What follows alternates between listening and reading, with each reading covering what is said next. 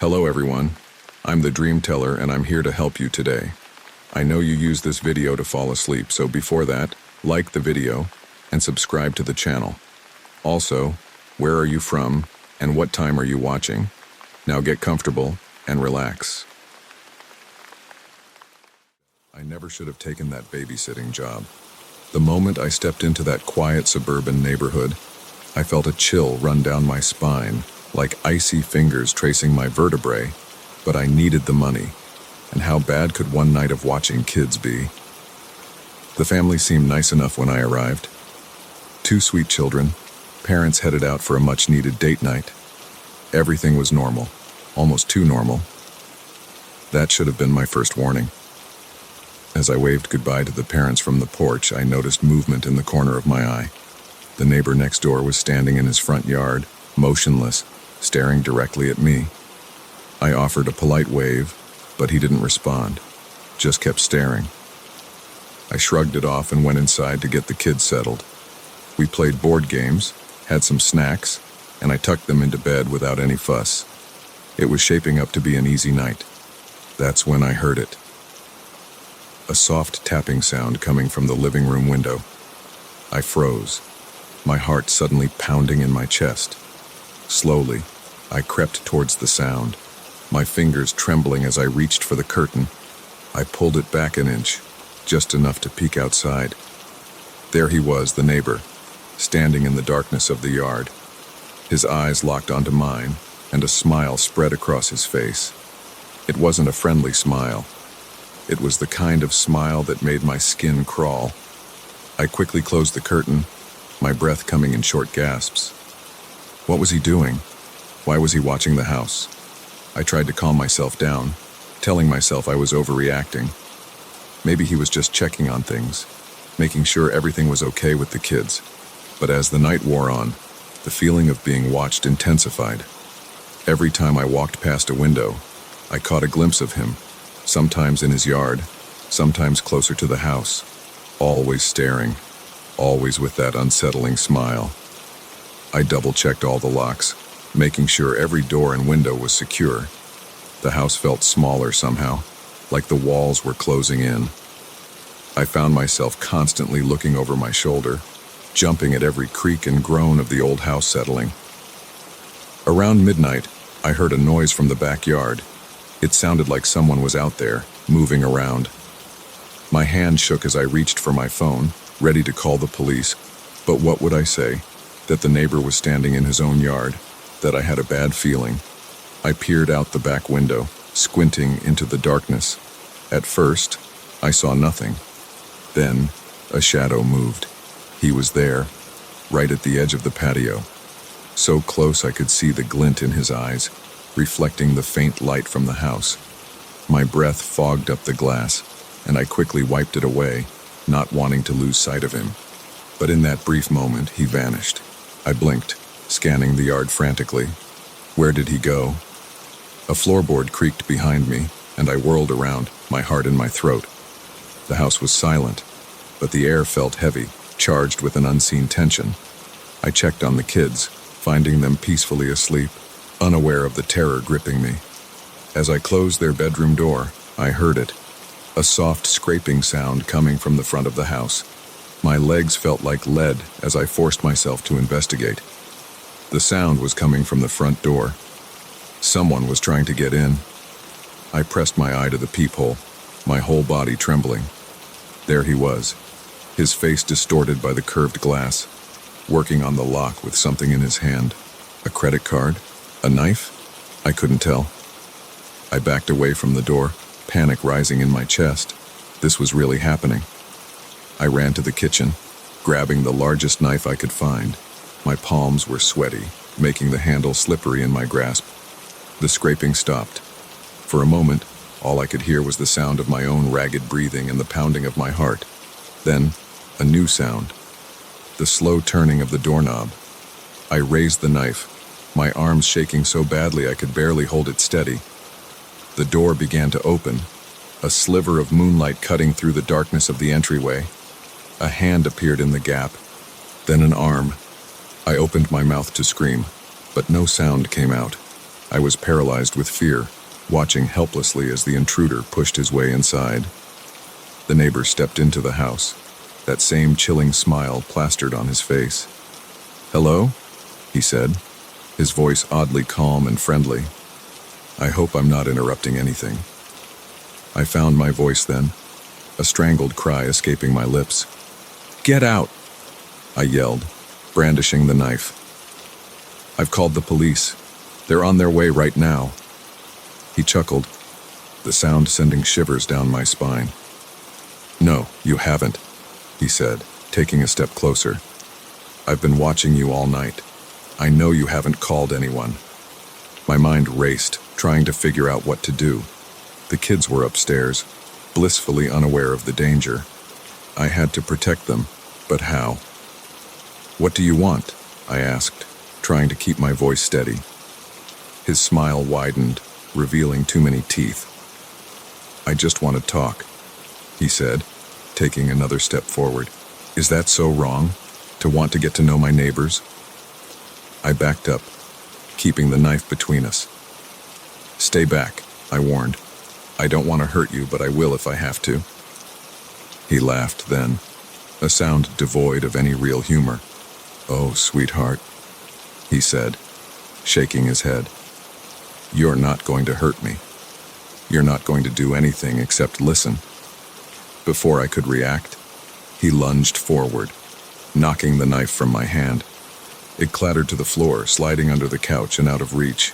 I turned to run, but he grabbed my arm, his grip like iron. "Let go of me!" I screamed, hoping against hope that someone, anyone, would hear. "Shh," he hissed, pulling me closer. "You'll wake the children. We wouldn't want that, would we?" Tears streamed down my face as I struggled against his hold. "Please," I begged. "Just leave. I won't tell anyone, I swear." His free hand came up to stroke my cheek, and I flinched away from his touch. "But I'm not done yet," he whispered. "I've been waiting for this moment for so long, watching, planning, and now, finally, we're alone." A car door slammed outside, and we both froze. Headlights swept across the windows as a vehicle pulled into the driveway. "Looks like our time is up," the neighbor said, sounding genuinely disappointed. "But don't worry, we'll have plenty of other opportunities to chat." He released me, backing towards the door.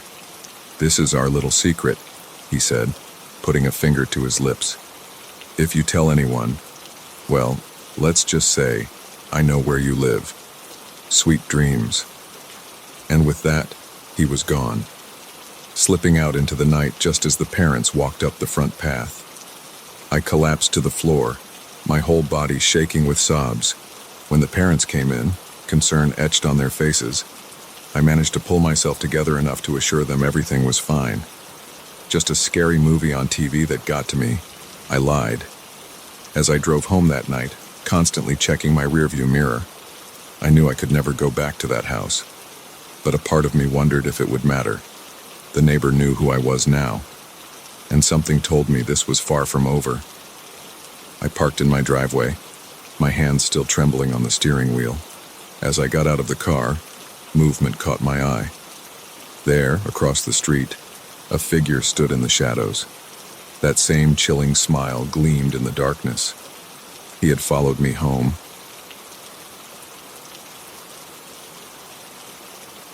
The flickering fluorescent lights of the gas station buzzed like angry wasps, casting an eerie glow across the empty parking lot. I never thought the graveyard shift would turn into a real nightmare.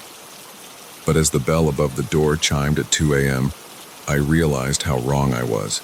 I'd been working at Pete's Gas and Go for about 6 months, and the night shift was usually uneventful. A few truckers stopping for coffee, maybe some rowdy teenagers buying snacks. Nothing I couldn't handle. But this night was different. I felt it the moment he walked in. The man who entered was ordinary enough at first glance. Average height, nondescript clothes, a baseball cap pulled low over his eyes. But something about the way he moved set my teeth on edge. It was too deliberate, too controlled, like a predator stalking its prey. I plastered on my best customer service smile. "Evening, sir," Can I help you find anything? He didn't respond immediately. Instead, he slowly lifted his head, his eyes meeting mine. I felt a chill run down my spine. His gaze was intense, almost feverish, and there was something in it that made my instincts scream danger. "Oh, I'm sure you can help me with a lot of things," he finally said, his voice low and raspy. He smiled, but it didn't reach his eyes. Those remained cold, calculating. I swallowed hard, trying to maintain my composure. "Well, let me know if you need assistance with anything specific." He nodded, then began to wander the aisles. I kept a close eye on him, unable to shake the feeling of unease that had settled over me.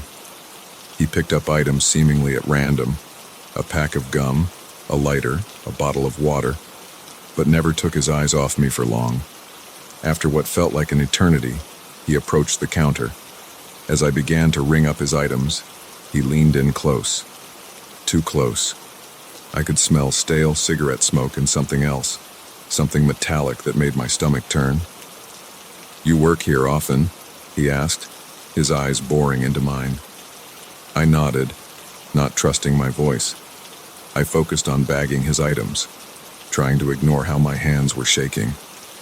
"All alone, huh? Must get scary sometimes." I cleared my throat. "It's not so bad. We have security cameras and direct line to the police if needed." I hoped the mention of security would deter whatever he might be planning. He chuckled, a sound devoid of any real humor. "Oh, I'm sure you do. But cameras can't stop everything, can they?" My heart was pounding so hard I was sure he could hear it. I finished bagging his items and rattled off the total, praying he'd pay and leave, but he made no move to reach for his wallet. Instead, he placed his hands on the counter, leaning even closer. "You know," he said, his voice barely above a whisper, "I've been watching this place for a while now. Watching you." Ice flooded my veins. I took a step back, bumping into the cigarette display behind me. "Sir, I'm going to have to ask you to pay for your items and leave." He ignored me, continuing as if I hadn't spoken. "I've seen you, night after night, all alone in this little glass box, so vulnerable, so tempting." My eyes darted to the panic button under the counter. If I could just reach it without him noticing. "I wouldn't do that if I were you," he said, his tone hardening. My eyes snapped back to his face, and I saw that his hand was now in his pocket. The implication was clear. He had a weapon. "Please," I whispered, hating how weak my voice sounded. "Just take the money and go. I won't call anyone, I swear." He laughed. Then, a harsh, grating sound that made me flinch. "Oh, sweetheart, I'm not here for money. I'm here for something much more valuable."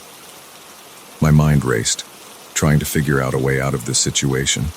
The store was empty, the parking lot deserted. It was just me and him, separated by a thin counter that suddenly felt like no protection at all. "What do you want?" I asked, surprised by the steadiness in my voice. His smile widened, showing too many teeth. "I want to play a game, a little test, if you will, to see how well you can follow instructions." Before I could respond, he pulled his hand out of his pocket. I braced myself, expecting to see a gun or a knife. Instead, he was holding a small, innocuous-looking box. "Do you know what this is?" he asked, turning the box over in his hands. I shook my head, not trusting myself to speak. "This," he said, his voice taking on an almost reverent tone, "is a puzzle box. Very old, very rare, and inside, well, inside is something truly special." He placed the box on the counter between us. "I want you to open it." I stared at the box, then back at him. I don't understand. Why me?" His eyes gleamed with a manic light. "Because, my dear, you've been chosen. And if you refuse, well, let's just say the alternative won't be pleasant for either of us." With shaking hands, I picked up the box. It was heavier than it looked, and covered in intricate carvings that seemed to shift and change as I turned it over. How do I open it?" I asked, my voice barely above a whisper. He leaned in close, his breath hot on my ear. "That's for you to figure out, but I'll give you a hint. The price of failure is blood." I felt sick to my stomach, but I knew I had no choice.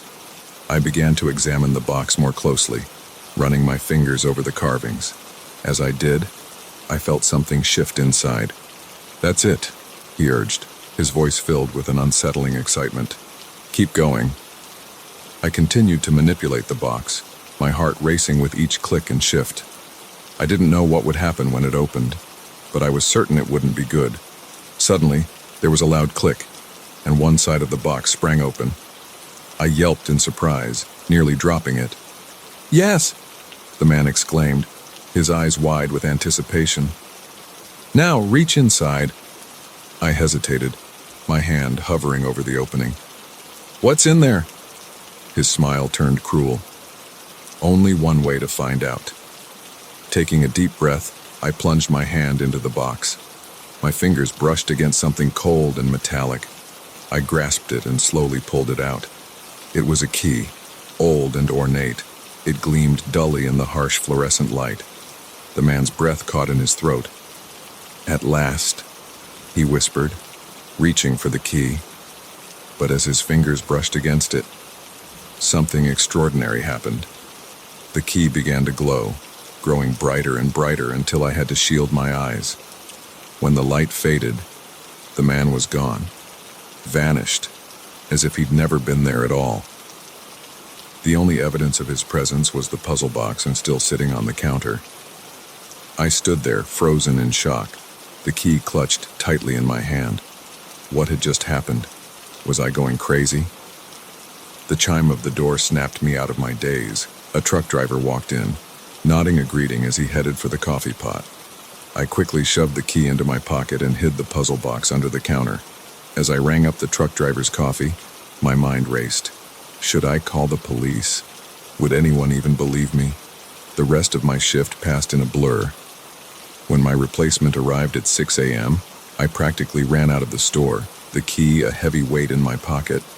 As I drove home, the events of the night replayed in my mind. The strange man, the puzzle box, the key that made him vanish. It all seemed like a bizarre dream. But as I pulled into my driveway, I noticed something that made my blood run cold. There, parked across the street, was a car I'd never seen before. And in the driver's seat, barely visible in the early morning light, was a figure wearing a baseball cap pulled low over their eyes. I realized with a sinking feeling that my nightmare was far from over. In fact, it might have only just begun.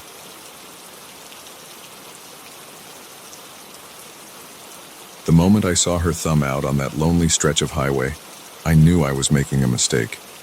But it was past midnight. The rain was coming down in sheets, and leaving her there seemed cruel. If only I'd listened to that nagging voice in the back of my mind, maybe I wouldn't be fighting for my life right now. It had been a long day.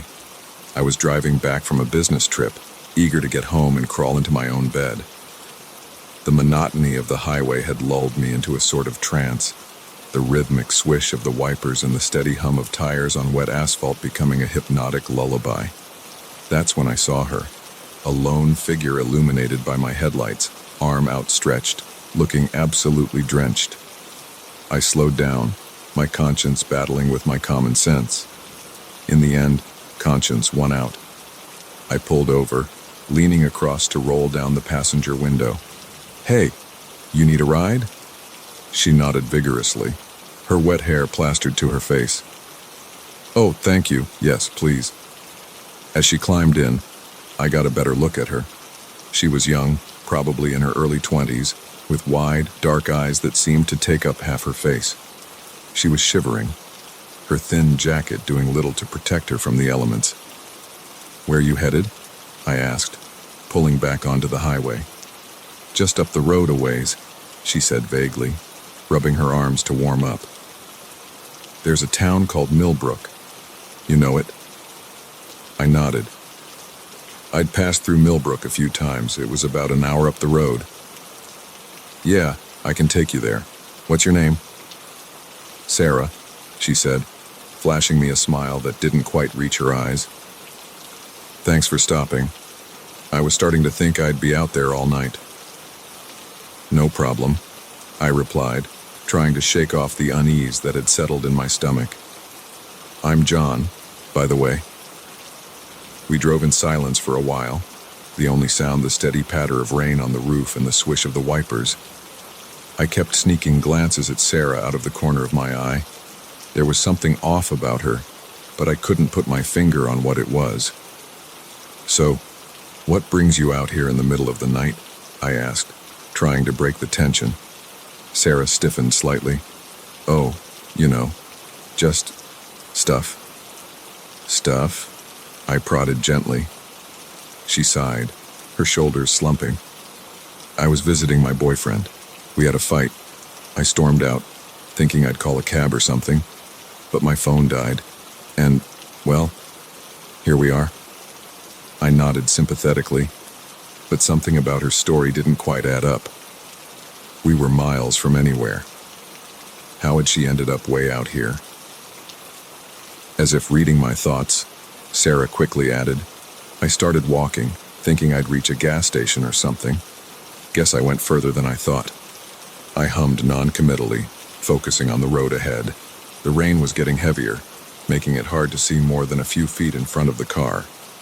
Mind if I turn on the radio? Sarah asked suddenly.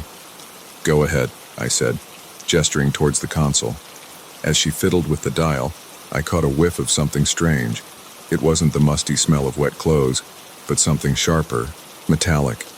It reminded me of... My train of thought was interrupted as Sarah finally settled on a station. The car filled with the sounds of some late-night talk show, the host's voice tinny and distant. So, John, Sarah said, turning to face me. What do you do? I launched into a brief explanation of my job, grateful for the distraction from my unsettling thoughts. But as I talked, I noticed Sarah wasn't really listening. Her eyes were darting around the car, taking in every detail. That's interesting, she said when I finished, her tone making it clear she found it anything but. Hey, do you mind if we make a quick stop? I'm dying for a smoke. I hesitated. We were in the middle of nowhere, with no rest stops or gas stations for miles. I don't think there's anywhere to stop around here, I said carefully. Sarah's demeanor changed in an instant. The friendly facade dropped, replaced by something cold and hard. Pull over, she said, her voice low and threatening.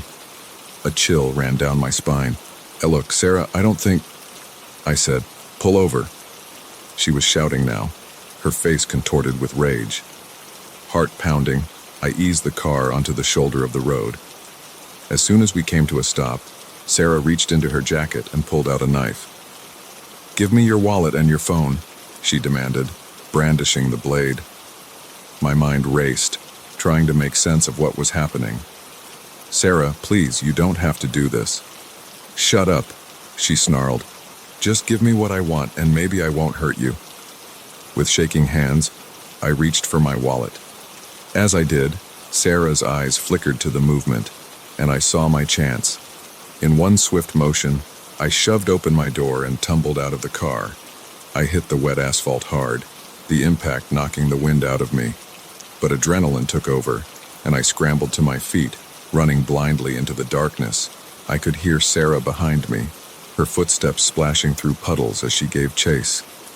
The rain was relentless, soaking me to the bone and making it hard to see where I was going. My foot caught on something, a root or a rock, I couldn't tell, and I went down hard. Pain shot through my ankle, but I forced myself back up, limping as fast as I could. You can't run forever. Sarah's voice echoed through the night, closer than I'd expected. I veered off the road, plunging into the dense underbrush that lined the highway. Branches whipped at my face as I pushed through, my heart pounding so hard I thought it might burst out of my chest. I don't know how long I ran. Time seemed to lose all meaning in the dark, rain-soaked forest. Every sound made me jump, certain that Sarah was right behind me, knife in hand. Finally, my legs gave out. I collapsed against a tree, gasping for breath. I strained my ears, listening for any sign of pursuit, but all I could hear was the steady drip of rain from the leaves above. As the adrenaline began to wear off, the reality of my situation sank in.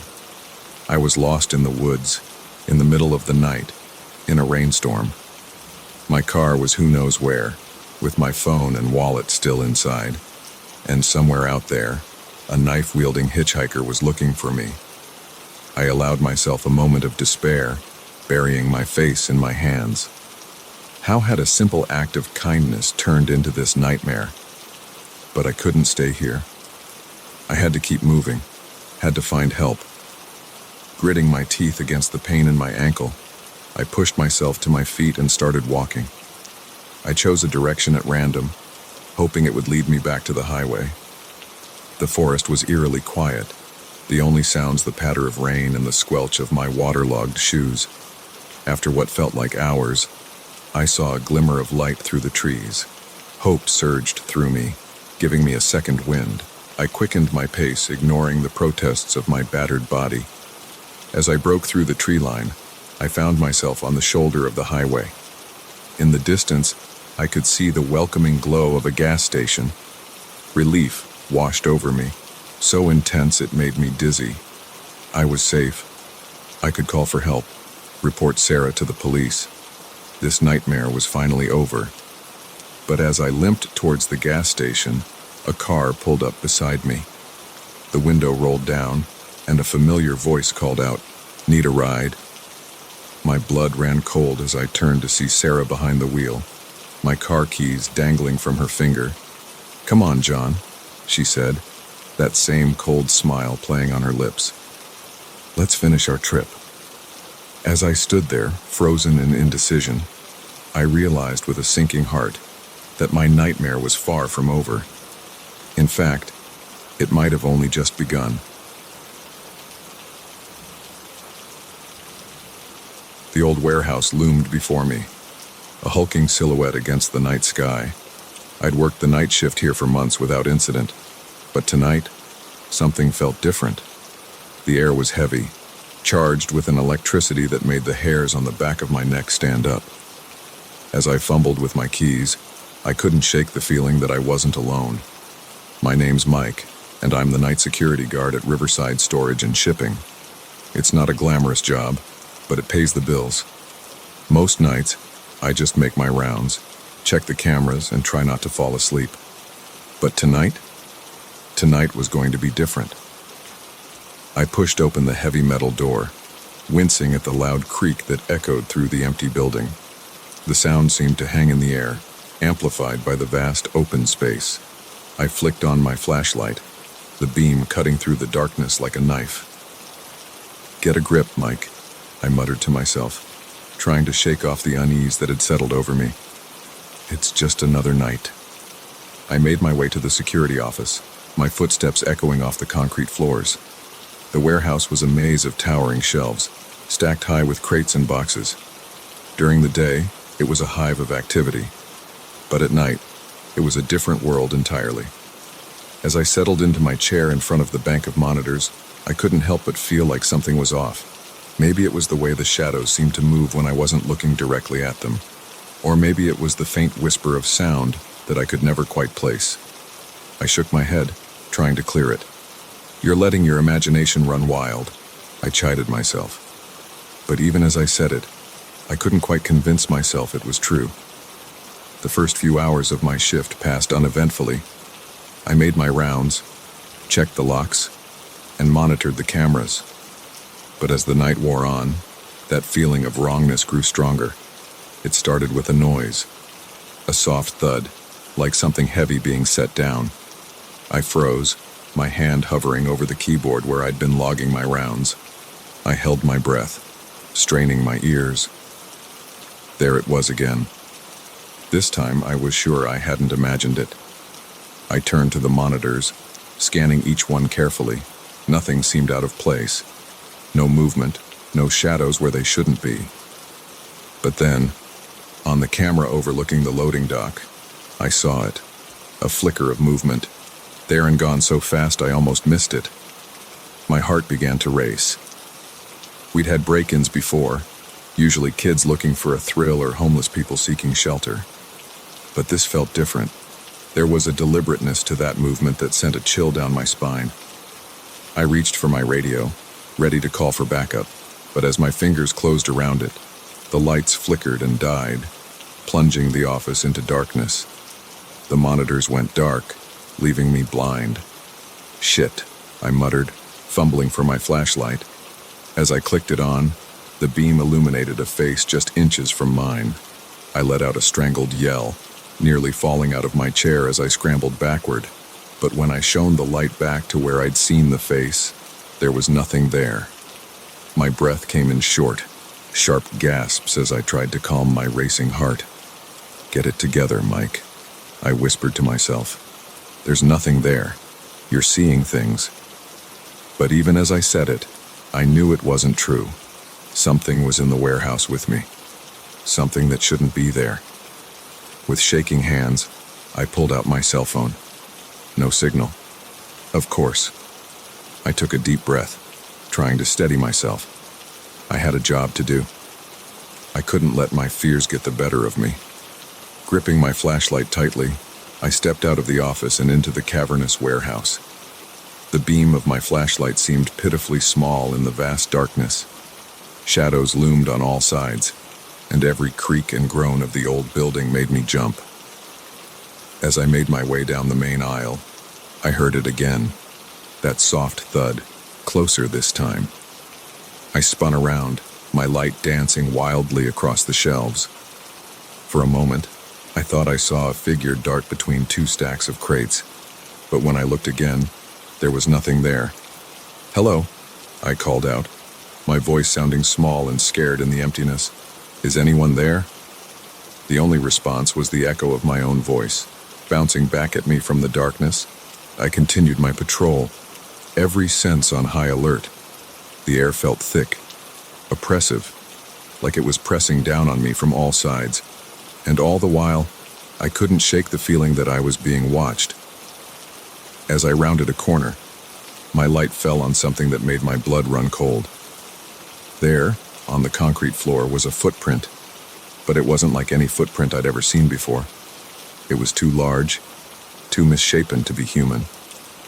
I backed away slowly, my mind racing. What the hell was going on? What kind of creature could leave a print like that? That's when I heard it. A low, guttural growl that seemed to come from everywhere and nowhere at once. I spun around, my light darting frantically from shadow to shadow, and then I saw it. A pair of eyes, glowing in the darkness. They were too high up to be human, and they shone with an intelligence that was decidedly not animal. I ran faster than I'd ever run in my life, my feet pounding against the concrete as I desperately tried to remember the way out. Behind me, I could hear something moving, its heavy footsteps echoing off the walls. I burst out of the loading dock doors, gasping for air, my lungs burning. I didn't stop running until I reached my car, my hands shaking so badly I could barely get the key in the ignition. As I peeled out of the parking lot, I glanced in my rearview mirror. There, standing in the doorway of the warehouse, was a figure. It was too dark to make out details, but I could see those eyes, still glowing, watching me as I drove away. I never went back to that warehouse. I quit my job the next day, ignoring the confused and concerned questions from my boss. How could I explain what I'd seen? Who would believe me? But sometimes, late at night, I still wake up in a cold sweat. The memory of those glowing eyes and that inhuman footprint fresh in my mind. And I wonder, what exactly was in that warehouse? And more importantly, is it still there, waiting in the darkness for its next unsuspecting victim? I've tried to convince myself it was all in my head, a trick of the light, an overactive imagination fueled by too many late nights and too much caffeine. But deep down, I know the truth. There are things in this world that defy explanation, things that lurk in the shadows, just beyond the reach of our understanding. And sometimes, if we're not careful. We stumble upon them in the most unexpected places. So if you ever find yourself working the night shift in an old warehouse, remember my story. And if you hear a strange noise or see a shadow move where no shadow should be, don't investigate. Don't try to be a hero. Just run, and don't look back, because you never know what might be waiting for you in the darkness. The first time I heard the child's cry, I thought I was imagining things. But as I stood there, ear pressed against the locked door, the muffled sob sent chills down my spine. What kind of secret were my new neighbors hiding? I never wanted to be a house sitter, but when my college roommate, Sarah, begged me to watch her aunt and uncle's place for a week, I couldn't say no. They'd just moved in, she explained, and needed someone to water the plants and feed the cat while they were away on business. Easy money, right? The house was beautiful, I'll give them that. A sprawling Victorian on the outskirts of town, all gabled roofs and intricate woodwork. But from the moment I stepped inside, something felt off. Maybe it was the way the floorboards creaked under my feet, or how the shadows seemed to linger just a little too long in the corners. Or maybe it was the locked door at the end of the upstairs hallway. The one Sarah's aunt had casually mentioned was just storage and strictly off limits. The first few days were uneventful. I went about my duties, watering the countless houseplants and making sure the fat tabby cat Mr. Whiskers had enough food and water, but I couldn't shake the feeling that I was being watched. It was on the third night that I heard it. I was just about to head to bed when a sound caught my attention. At first, I thought it was the wind or maybe the house settling, but as I paused at the top of the stairs, I realized it was coming from behind that locked door. A child's cry, faint but unmistakable. My heart began to race. Sarah hadn't mentioned anything about children. As far as I knew, her aunt and uncle didn't have any kids. I approached the door cautiously, my bare feet silent on the plush carpet. Pressing my ear against the cool wood, I held my breath and listened. There it was again, a soft whimper, followed by what sounded like words, too muffled to make out. "Hello?" I called softly, rapping gently on the door. "Is someone in there?" The crying stopped abruptly, replaced by a heavy silence. I tried the handle, knowing it was futile. The door remained firmly locked. "It's okay," I said, trying to keep my voice calm despite the panic rising in my chest. "I'm here to help. Can you tell me your name?" No response. I spent the rest of the night pacing, debating what to do. Should I call the police? But what if I was wrong? What if it was just my imagination running wild, fueled by too many late-night horror movies? By morning, I'd almost convinced myself I'd dreamed the whole thing. The house was quiet, sunlight streaming through the windows, making the previous night's fears seem silly and overblown. But as I was making my morning coffee, I heard it again. This time, it wasn't just crying. It was a voice, clear as day, coming from upstairs. "Help me," it said. "Please, help me." I dropped my mug, barely noticing as hot coffee splashed across my feet. I raced up the stairs, taking them two at a time. The voice was coming from behind the locked door, louder now. "Please," it begged. "I'm scared." "I'm here," I called back, jiggling the handle uselessly. "I'm going to get you out, okay? Just hang on." I ran to the garage, searching frantically for something, anything I could use to break down the door. My hands closed around a heavy wrench, and I raced back upstairs. The wood splintered under my frenzied blows, each impact sending shockwaves up my arms. But I didn't stop. Couldn't stop. Not with that voice pleading for help on the other side. Finally, with a resounding crack, the door gave way. I stumbled into the room, the wrench clattering to the floor. What I saw inside made my blood run cold. The room was empty. No furniture, no windows, just bare walls and a hardwood floor. And in the center, a small tape recorder, its reels still spinning. I approached it cautiously, my mind struggling to process what I was seeing. As I got closer, I could make out words, repeating on a loop. "Help me. Please, help me. I'm scared." The same voice I'd heard, over and over again. I sank to my knees, my head spinning. My head. What was going on? Why would Sarah's aunt and uncle have this? As I knelt there, trying to make sense of it all, something caught my eye.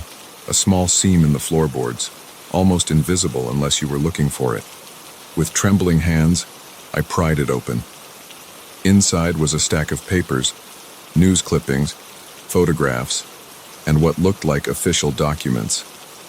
As I leafed through them, a horrifying picture began to emerge. Missing children, spanning decades. And in each case, Sarah's aunt and uncle had lived nearby. My stomach lurched as I realized the implications. This wasn't just some sick joke or art project. This was evidence. Evidence of something far more sinister than I could have imagined. I scrambled for my phone, ready to call the police, and when I heard it. The front door opening, followed by footsteps on the stairs. "Hello?" Sarah's aunt's voice called out. "We're home early. Is everything okay?" We heard a noise. Panic seized me. They weren't supposed to be back for days. What were they doing here? I shoved the papers back into the hiding spot, my mind racing. I had to get out, had to get help. But how? The footsteps were getting closer. I could hear them in the hallway now. Oh my. Sarah's uncle's voice this time, closer than I'd expected. What happened to the door? I looked around frantically, searching for an escape route, but there was nowhere to go. No windows, no other doors. I was trapped. The footsteps stopped just outside the room. I could see their shadows in the hallway, looming ominously. "Sweetie," Sarah's aunt called, her voice sickly sweet. "Are you in there? Come on out. We just want to talk." My heart was pounding so hard I thought it might burst out of my chest. I pressed myself against the wall, praying for a miracle. Now, Sarah's uncle said, his tone menacing despite the light words. "There's no need to be afraid. We can explain everything." I closed my eyes, trying to steady my breathing. I knew that if they found me in here, with the door broken down and their secrets exposed, I wouldn't be leaving this house alive. The floorboards creaked as they entered the room. I could hear them moving around, their breathing heavy in the small space. Come out, wherever you are," Sarah's aunt sing-songed, her voice sending chills down my spine. I held my breath, pressing myself further into the corner. Maybe if I stayed perfectly still, they wouldn't see me. Maybe I could find a way out of this nightmare. But as I felt a hand close around my arm, I knew my luck had run out. "Found you," Sarah's uncle whispered, his breath hot on my ear. I screamed, the sound echoing off the bare walls. But I knew, with a sinking heart, that no one would hear me. No one would come to save me. As they dragged me out of the room, I caught one last glimpse of the tape recorder, still playing its haunting message. "Help me, please, help me. I'm scared." I realized, with a jolt of horror, that soon those words might be my own. The last thing I saw before everything went dark was Sarah's aunt's face, twisted into a grotesque smile. "Welcome to the family, dear," she said. "You're going to be with us for a very long time." And then, mercifully, I knew no more.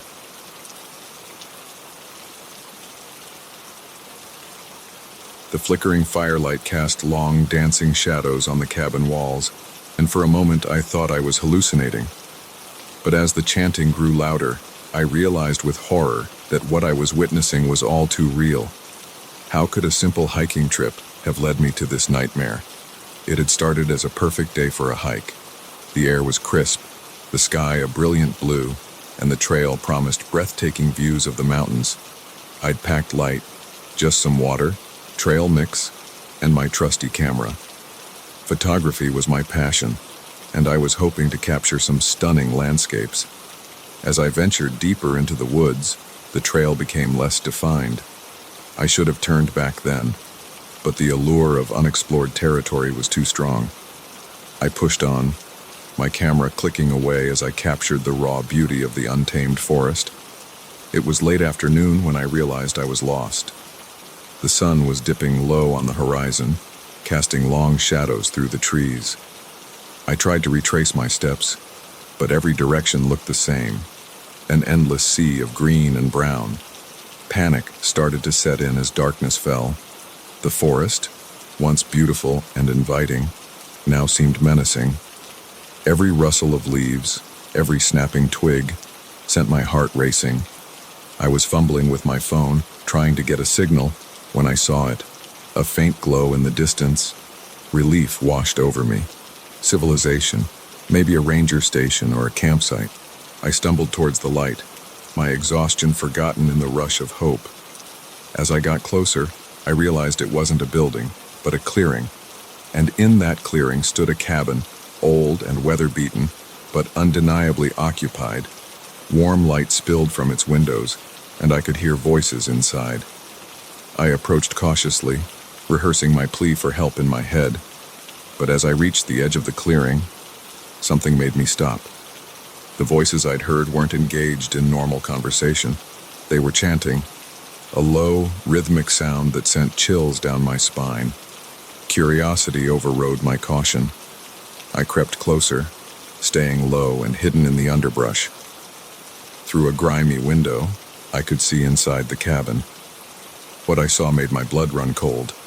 A group of people, maybe a dozen, stood in a circle. They wore dark robes, their faces obscured by deep hoods.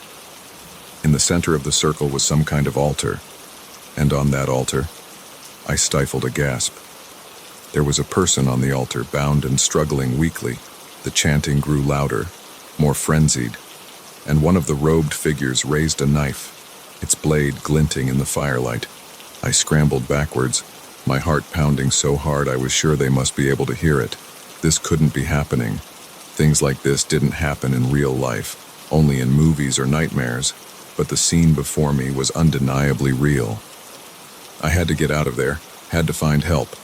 But as I turned to flee, my foot caught on a root. I went down hard, unable to stop the cry of pain that escaped my lips. The chanting stopped abruptly. For a moment, there was complete silence. Then, a voice from inside the cabin. Someone's out there.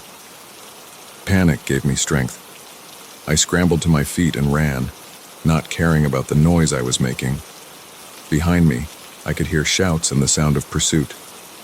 The forest that had seemed so oppressive before now became my only hope for survival. I ran blindly through the darkness, branches whipping at my face, roots threatening to trip me with every step. My lungs burned, and my legs felt like lead, but terror kept me moving. The voices behind me grew closer. They knew these woods better than I did, and they were gaining. A beam of light cut through the darkness. They had flashlights. I veered off in a new direction, praying I could lose them. My foot caught on something, a root or a rock. I couldn't tell, and I went down hard. Pain shot through my ankle, and I bit back a scream. I tried to get up, but my leg wouldn't support my weight. I dragged myself behind a large tree, trying to quiet my ragged breathing. The voices were closer now. I could make out words, spread out. The intruder couldn't have gone far. We can't let them escape. You know what's at stake. I pressed myself against the rough bark of the tree, willing myself to become invisible. The beam of a flashlight swept past, inches from my hiding spot. I held my breath, my heart pounding so hard I was sure it would give me away. For what felt like hours, I stayed there, frozen in terror. The searchers moved back and forth through the woods, their lights dancing between the trees. Several times, they passed so close I could have reached out and touched them. Gradually, the voices grew more distant. They were moving away, further into the forest. As silence fell once more, I allowed myself to breathe again. I knew I couldn't stay there. Sooner or later, they would double back. My ankle throbbed, but the pain was secondary to the need to escape. Using the tree for support, I pulled myself up. I limped away as quickly and quietly as I could, constantly looking over my shoulder. Every shadow seemed to hide a robed figure, every sound a pursuer closing in. The forest, which hours ago had been a place of beauty and adventure, was now a terrifying maze of potential danger. I don't know how long I walked. Time lost all meaning in the darkness. My world narrowed to the next step, the next tree to hide behind, the next moment of listening for sounds of pursuit. As the sky began to lighten with the first hints of dawn, I heard something that made my heart leap. The sound of traffic, a road. I quickened my pace, hope giving me renewed energy. I broke through the tree line, and there it was, a highway stretching off into the distance. I wanted to cry with relief. I limped to the roadside and stuck out my thumb, praying someone would stop. After what felt like an eternity, a truck slowed and pulled over. The driver, a middle-aged man with kind eyes, took one look at my battered, wild-eyed appearance and asked, "Are you okay?" The story poured out of me in a rush. The hike, getting lost, the cabin in the woods, the robed figures, the chase. As I spoke, I realized how insane it all sounded. The driver listened with growing concern, and I could see the doubt in his eyes. "Look," he said gently when I finished, "why don't I take you to the hospital? You've had a rough night, and that ankle needs looking at." I nodded, too exhausted to argue. As we drove away, I looked back at the forest. In the morning light, it looked peaceful, even inviting. Had it all been a hallucination brought on by fear and exhaustion? But then, just for a moment, I thought I saw a figure at the edge of the trees, a figure in a dark robe, watching the road. I blinked, and it was gone. At the hospital, they treated my ankle and checked me for a concussion. The police came to take my statement, but I could tell they didn't believe me. No cabin was found in the area I described, no evidence of any cult activity. Eventually, they chalked it up to an overactive imagination and the effects of being lost in the woods at night. Even I began to doubt my own memories. But sometimes, late at night, I wake up in a cold sweat, the sound of that eerie chanting echoing in my ears. And I wonder, what if it was real? What if they're still out there, hidden in the dark heart of the forest, waiting for their next victim? One thing's for certain, I'll never go hiking alone again. Some things are better left undiscovered, some mysteries better left unsolved, and some parts of the wilderness should remain forever unexplored. The first flash of headlights in my rearview mirror didn't worry me. The second one made me uneasy, but when the car behind me started honking and flashing its high beams, I knew this wasn't just another impatient driver. This was the beginning of the most terrifying night of my life. It had been a long day, and I was eager to get home. The clock on my dashboard read 11:23 p.m. as I cruised down the empty highway, the rhythmic hum of tires on asphalt lulling me into a sense of calm. The road stretched out before me, a ribbon of black cutting through the darkness, illuminated only by my headlights and the occasional street lamp. I first noticed the car about 10 minutes into my drive, just a pair of headlights in the distance, nothing unusual. But as the minutes ticked by, I realized it was getting closer, much closer, and fast. I glanced at my speedometer. I was already going 5 over the limit. Shrugging, I moved into the right lane to let them pass, but they didn't pass. Instead, the car matched my speed, staying right on my tail. That's when the honking started. Short, aggressive bursts that made me jump in my seat. I checked my mirrors, wondering if maybe I had a tail light out or something hanging off my car, but everything looked normal. The high beams came next, flooding my car with harsh white light. I squinted, my eyes watering from the glare. What was this person's problem? I sped up, hoping to put some distance between us. The car behind me accelerated too, staying close enough that I couldn't even see its headlights anymore. Just that blinding glare. My heart began to race. This wasn't normal behavior. Something was wrong. Very wrong. I fumbled for my phone, thinking to call 911, but my hands were shaking so badly I couldn't unlock the screen. Plus, out here in the middle of nowhere, who knew how long it would take for help to arrive? The car behind me suddenly swerved into the left lane. For a moment, I felt a wave of relief. They were finally going to pass me. But instead of speeding by, they pulled up alongside me. I kept my eyes focused straight ahead, afraid to look, but curiosity got the better of me, and I snuck a glance. The driver's side window was down, and a man was leaning out. Even in the dim light, I could see the manic grin on his face. He was shouting something, but I couldn't hear over the rush of wind and my own pounding heart. Then I saw what he was holding. A gun. Panic exploded in my chest. This wasn't road rage. This was something much, much worse. I slammed on the gas pedal, my old sedan protesting as I pushed it to speeds it was never designed for. The man's car fell behind for a moment, but quickly caught up. My mind raced, trying to figure out what to do. I couldn't outrun them, that much was clear. Their car was newer, faster, and I had no idea how much farther it was to the next town. I saw a sign for an upcoming exit. Without thinking, I swerved across 2 lanes, taking the off-ramp at a speed that made my tires squeal. In my rearview mirror, I saw the other car overshoot the exit. A small victory, but I knew it wouldn't last long. The exit led to a maze of back roads. I took random turns, hoping to lose my pursuer. Left, right, another right. I had no idea where I was going, but anywhere was better than that highway. For a few blessed minutes, I thought I'd lost them. The roads were dark and empty, nothing but fields and the occasional farmhouse in sight.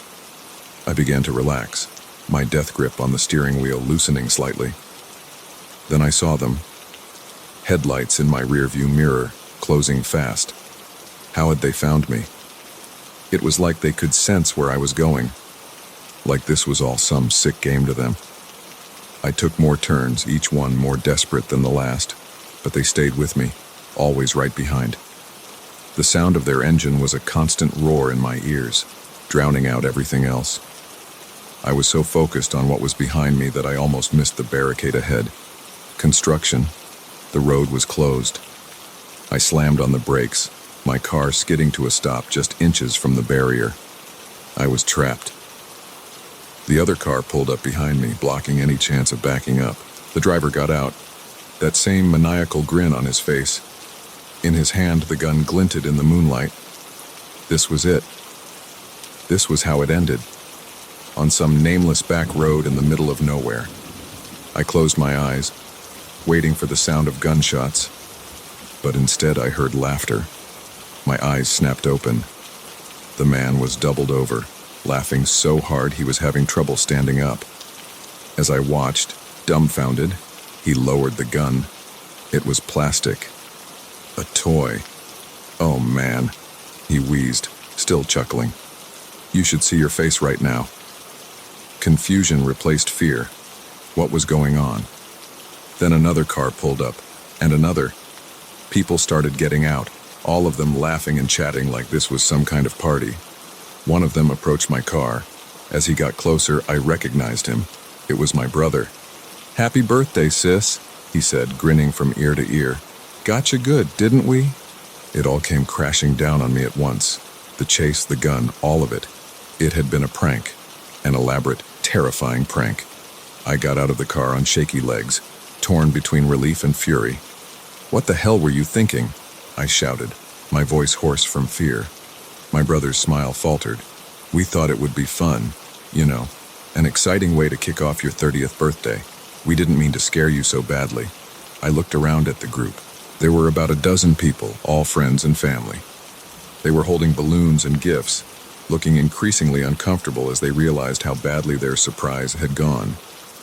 "Fun," I said, my voice rising.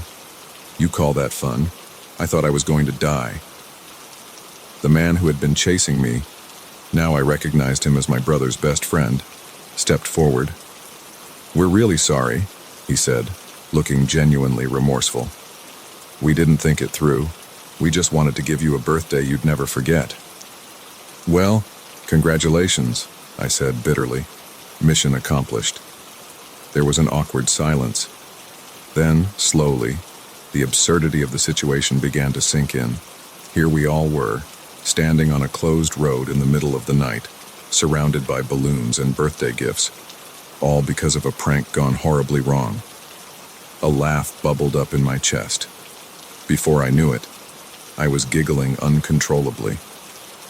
The tension broke, and soon everyone was laughing. "You idiots," I said, wiping tears from my eyes. "You absolute morons. Who planned something like this?" My brother shrugged, looking sheepish. "We may have gotten a bit carried away," he admitted. "A bit?" I shook my head, but I was smiling now. This is officially the worst and best birthday surprise ever. We ended up having an impromptu party right there on the closed road. Someone had brought cake, and we sat on the hoods of our cars, eating and laughing about the insanity of the night. As I looked around at my friends and family, I felt a surge of affection. Yes, their plan had been monumentally stupid. Yes, they had scared me half to death. But in a weird way, it showed how much they cared, how far they were willing to go to make my birthday special. "Next year," I said, raising my piece of cake in a toast. "Maybe just stick to a surprise party at home, okay?" Everyone laughed and agreed. As we packed up to head home, I couldn't help but smile. It had been a terrifying, exhilarating, unforgettable night. And isn't that what birthdays are supposed to be about? But as we drove home, I made a mental note. Next year, I'm staying in on my birthday, just in case.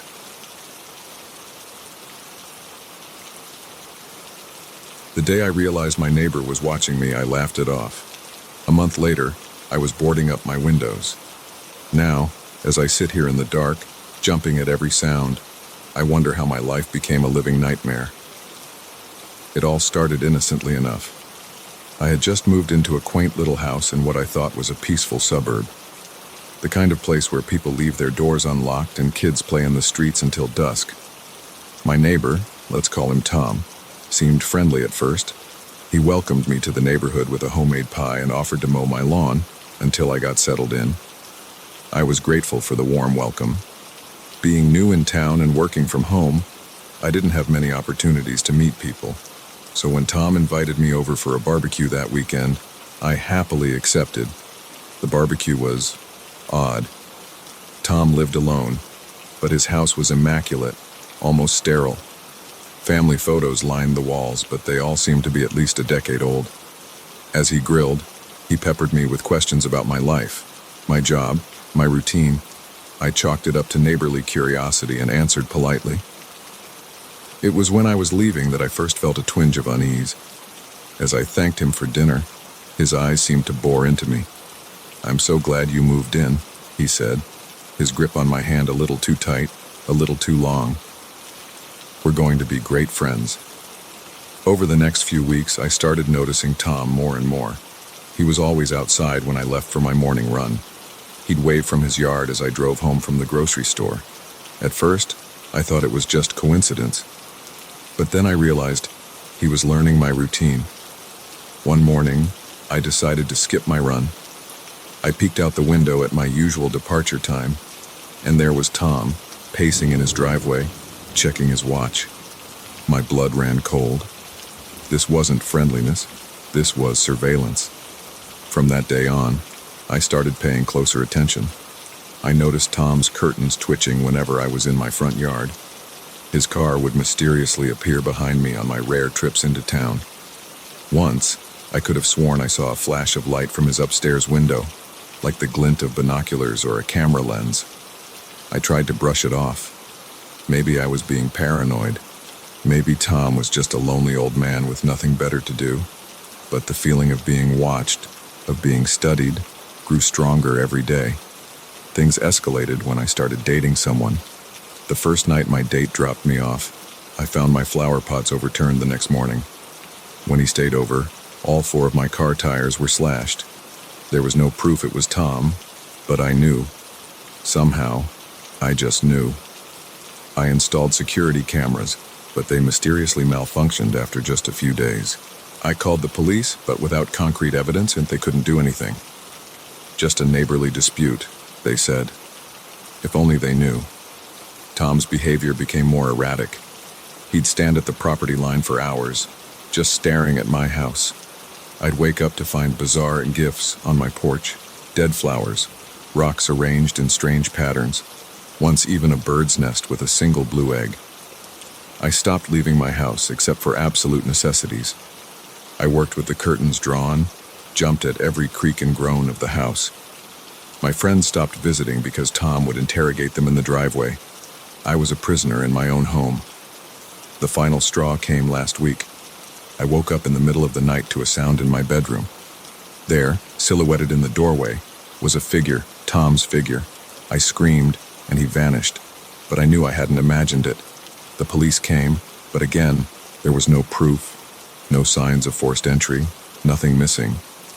They suggested I was having nightmares due to stress, but I knew the truth. Tom had been in my house, in my bedroom, while I slept. That's when I snapped. I went to the hardware store and bought every lock, every security device they had. I boarded up my windows, installed a steel security door. My house became a fortress. But even now, huddled in my living room with a baseball bat across my knees, I don't feel safe, because I know Tom is out there, watching, waiting. I can hear him sometimes, whispering through the cracks in the boards. "Let me in," he says. "We're friends, remember? Such good friends." I haven't slept in days. I can't eat. I jump at every sound, convinced it's Tom finding a way in. The police won't help. My family thinks I'm having a breakdown. Maybe I am. But if I am, it's because of him, because of Tom. Yesterday, I found a note pushed under my door. "You can't hide forever," it said. "I'll always be watching." I don't know what to do. I can't live like this anymore, but I can't leave either. This is my home, my life. And Tom has taken it all. As I sit here in the dark, I wonder how much longer I can hold out. How long before Tom finds a way in, or before the isolation and fear drive me truly mad. I hear a noise outside, footsteps on the porch, a scratching at the door. Is it Tom? Or am I finally losing my grip on reality? The scratching gets louder, more insistent. I raise my bat, ready to defend myself. But against what? A real intruder? Or the monsters my mind has created? The door handle jiggles. My heart is pounding so hard I can barely breathe. This is it. The moment I've been dreading and anticipating for months. The door begins to open, and I see a figure in the doorway. But it's not Tom. It's me. I blink, and the other me is gone. The door's closed. The house is silent. What's happening to me? Am I going insane? Or is this Tom's final, cruel trick? I don't know how much longer I can last. The lines between reality and paranoia have blurred beyond recognition. Is Tom really watching me? Or have I created this entire nightmare in my own mind?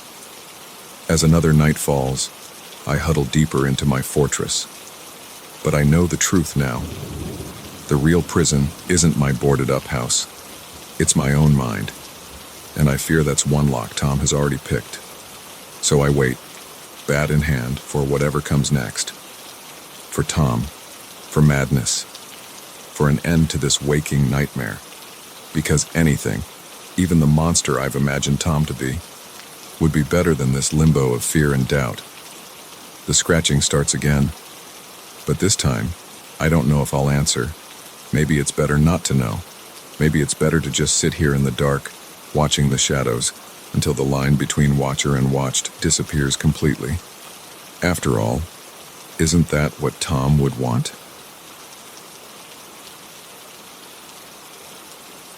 The old building creaked and groaned like a living thing, but I told myself it was just the wind. That is, until I saw the shadow figure gliding down the hallway, right through the wall. That's when I realized this night shift was going to be anything but ordinary. My name's Alex, and I've been working as a night security guard at Oakwood Manor for about 3 months now. It's an imposing old building, all Victorian architecture and faded grandeur, that's been converted into office spaces. During the day, it's a bustling hive of activity, but at night, It's a different world entirely. When I first took the job, I was just grateful for the steady paycheck. The night shift suited me fine. I've always been a bit of a night owl anyway. And for the first few weeks, everything was normal. Boring, even. I'd make my rounds, check the security cameras, and count down the hours until my shift ended. But then the strange thing started happening. It began with small things, items moving on their own. Doors I'd swear I'd locked found wide open, the temperature dropping suddenly in certain rooms, cold spots that would appear and disappear without reason. I tried to rationalize it all. Old buildings settle. The heating system was probably on the fritz. My mind was playing tricks on me in the quiet of the night. But then I saw it. The shadow. I was making my usual rounds, flashlight in hand, when movement caught my eye at the end of the long hallway on the third floor. I froze, my beam of light cutting through the darkness. There, just for a moment, I saw a dark figure. It was humanoid in shape, but somehow wrong. Too tall, too thin, moving with a fluidity that seemed impossible.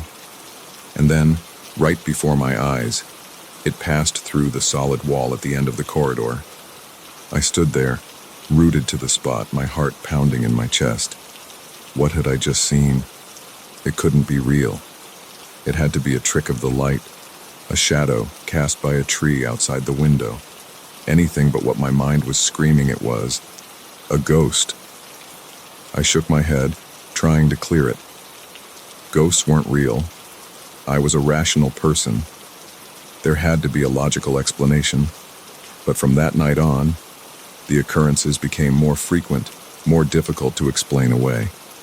I'd hear whispers in empty rooms, see figures out of the corner of my eye that would vanish when I turned to look. The security cameras would glitch, showing impossible things, furniture moving on its own, doors opening and closing without anyone there. I thought about quitting, but something kept me coming back night after night. Curiosity, maybe, or perhaps a deeper need to understand what was happening. One night, about a month after I first saw the shadow figure, I decided to do some digging. During a quiet moment in my shift, I pulled up the building's history on my phone. What I found chilled me to the bone. Oakwood Manor hadn't always been an office building. In the late 1800s, and it had been a private psychiatric hospital, the kind of place where the wealthy would send troublesome relatives to be forgotten. The articles I found spoke of experimental treatments, of patients who went in and never came out. And then there was the fire.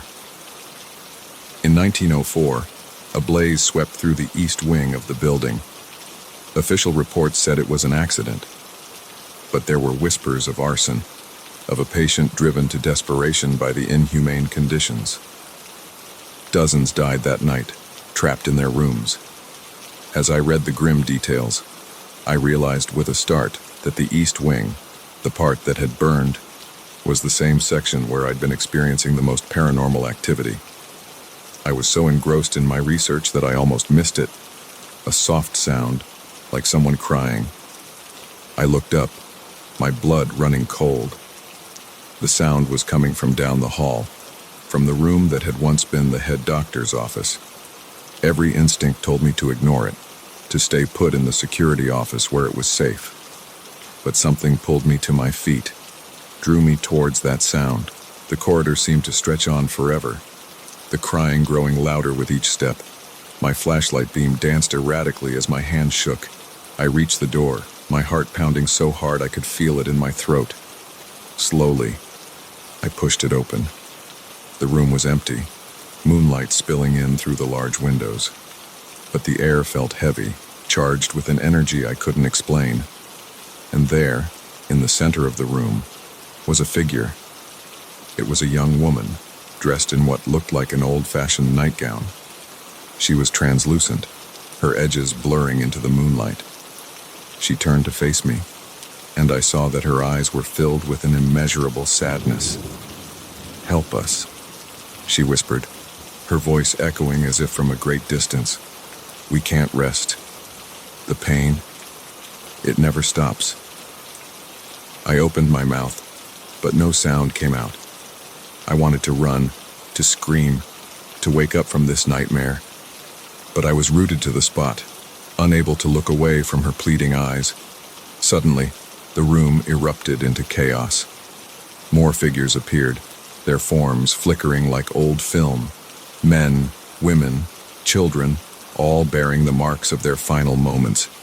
Burns, injuries, faces contorted in fear and pain. They swirled around me, their voices rising in a cacophony of pleas and cries. Help us. Make it stop. We're trapped. The temperature plummeted, my breath coming out in visible puffs. Objects began to move, books flying off shelves, chairs scraping across the floor. The windows rattled in their frames, and I was sure they would shatter at any moment. In the midst of the chaos, I saw him, the shadow figure from the hallway. He stood apart from the others, tall and imposing. Unlike the other spirits, he seemed solid, more real somehow. He turned his featureless face towards me, and though he had no eyes, I could feel his gaze boring into me. A voice filled my head, deep and resonant, drowning out the cries of the other spirits. You see us now. You know our pain. Will you help us find peace? I wanted to say no, to run away and never come back, to pretend none of this was real. But as I looked around at the tortured souls surrounding me, I knew I couldn't. Whatever had happened here, whatever pain these spirits were holding on to, it needed to end. With a voice that sounded braver than I felt, I spoke. Yes, I'll help you. Tell me what to do. The chaos subsided. The spirits faded, leaving only the young woman and the shadow figure. The woman smiled, a look of relief washing over her face. Thank you, she whispered, before disappearing like mist in sunlight. The shadow figure remained. He extended a hand towards me, and I felt a jolt of energy course through my body. Suddenly, I knew what I had to do. The next few weeks were a blur. By day, I researched the history of Oakwood Manor, digging deeper than any local historian had before. I uncovered records of mistreatment, of illegal experiments, of lives cut tragically short. By night, I walked the halls of the building, listening to the stories of the spirits, piecing together the truth of what had happened here. It wasn't easy. There were nights when the activity was so intense I thought I'd lose my mind. Nights when the weight of the spirits' pain and anger felt like it would crush me, but I persevered. Finally, after what felt like an eternity, I found what I was looking for. Hidden in the basement, behind a false wall, I discovered a cache of documents, patient records, experimental logs, and most importantly, a list of names, the true account of who had died in the fire and why. With trembling hands, I brought my findings to light. I contacted the authorities, the media, anyone who would listen. The truth of Oakwood Manor was finally revealed. The night after the story broke, I entered the building for my shift with a sense of trepidation. But as I walked the halls, I felt a difference. The air was lighter, the oppressive energy gone. In the old doctor's office, I found them waiting for me. The spirits, no longer tortured and angry, but peaceful. One by one, they smiled at me, whispered their thanks, and faded away. The shadow figure was the last to go. He placed a hand on my shoulder, and I felt a warmth spread through me. You have freed us, his voice echoed in my mind. Our story is told. We can rest now. And then he was gone. I still work at Oakwood Manor. The building is quiet now, just an ordinary office space. But sometimes, when the night is still and the moonlight spills through the windows, I swear I can hear a whisper of thanks on the wind. And I smile, knowing that I helped bring peace to the restless souls of Oakwood Manor.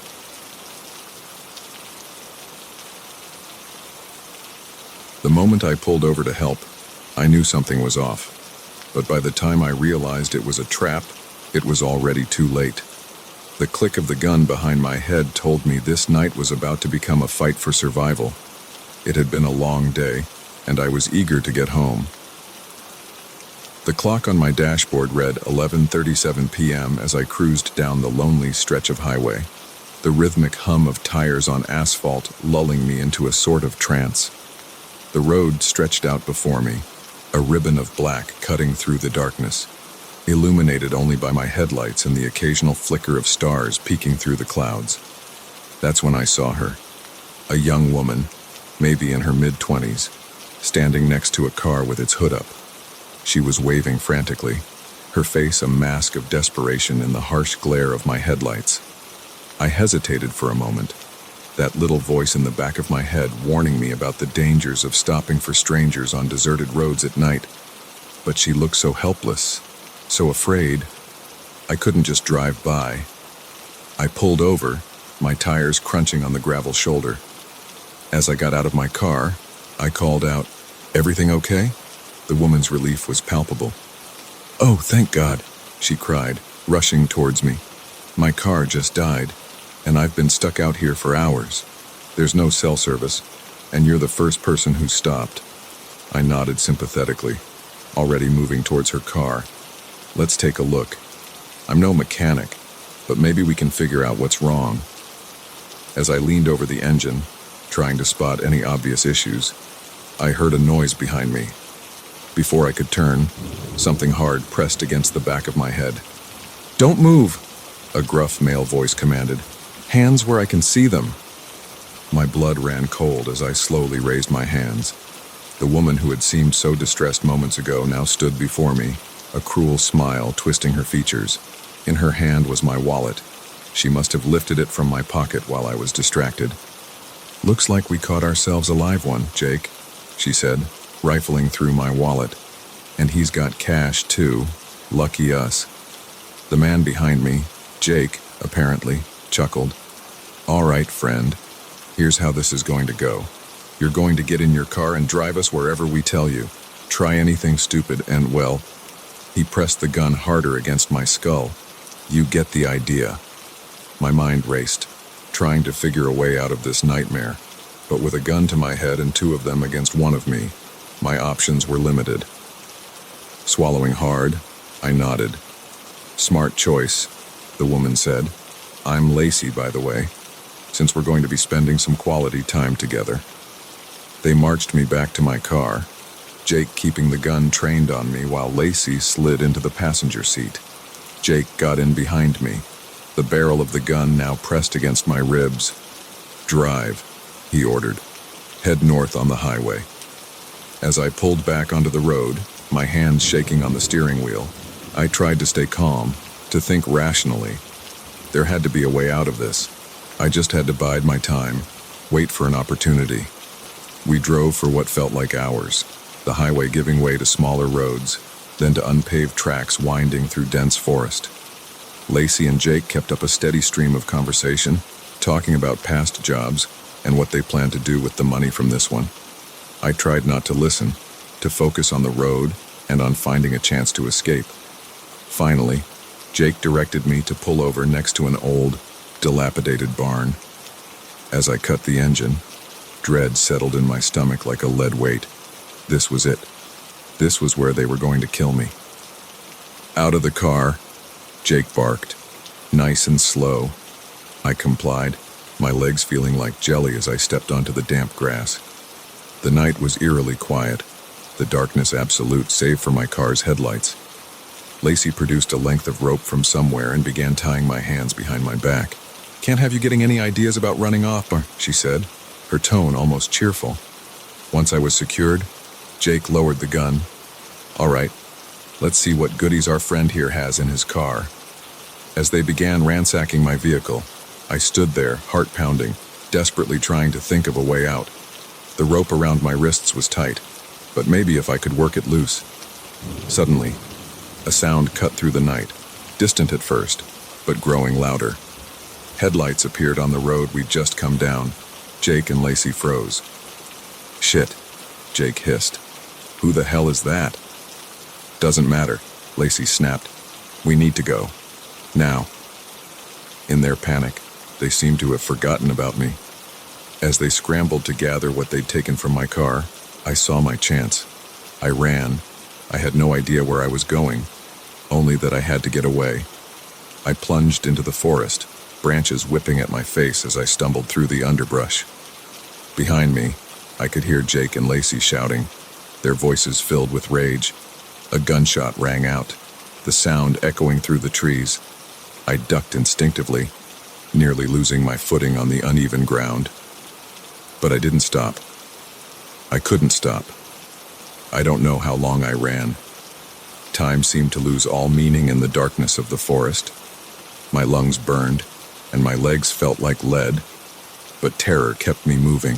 Every sound, the snap of a twig, the rustle of leaves, sent a fresh surge of adrenaline through me. Finally, when I felt like I couldn't take another step, I saw a light ahead. As I got closer, I realized it was a house, small, isolated, but gloriously, wonderfully real. I burst out of the tree line, gasping for breath. An old man stood on the porch, a shotgun in his hands. He must have heard the commotion. "Help!" I managed to croak out. "Please, they're after me." The old man's eyes widened as he took in my appearance, disheveled, hands bound, wild-eyed with fear. Without a word, he ushered me inside, locking the door behind us. "Martha," he called out, "call the sheriff. We've got trouble." As his wife hurried to the phone, the old man, Bob, I would later learn, quickly untied my hands.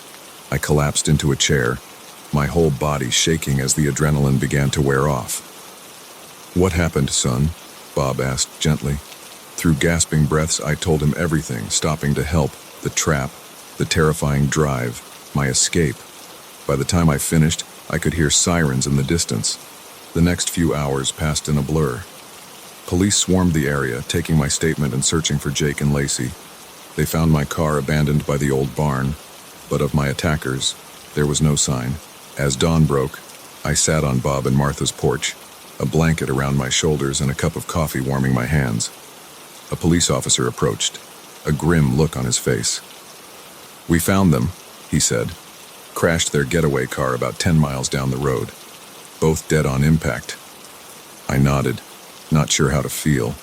Relief, certainly, that they couldn't hurt anyone else, but also a deep, bone-weary sadness at the waste of it all.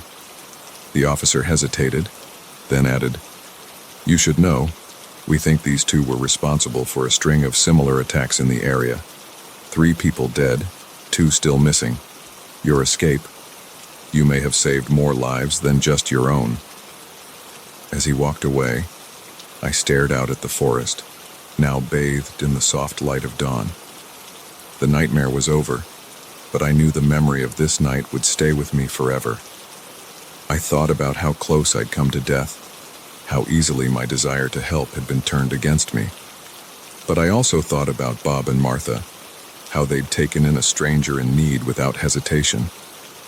In the end, I realized that's what it comes down to. In a world where darkness can find you on a lonely stretch of highway, it's the light of human kindness that sees us through. And despite everything, I knew that the next time I saw someone in need on the side of the road, I'd still stop to help. But maybe, just maybe, I'd be a little more cautious about it. The first red flag should have been the locked door in the basement. The second was the strange symbols etched into the walls. But it wasn't until I found the hidden room filled with horrifying artifacts that I realized this Airbnb stay was going to be my last. I'd booked the place on a whim, needing a weekend getaway from the stress of city life. The listing promised a quaint cottage in the woods, perfect for unwinding and reconnecting with nature. The price was surprisingly low for such a picturesque spot, but I chalked it up to it being off-season. As I drove up the winding dirt road, the dense forest pressing in on both sides, I felt a mixture of excitement and unease.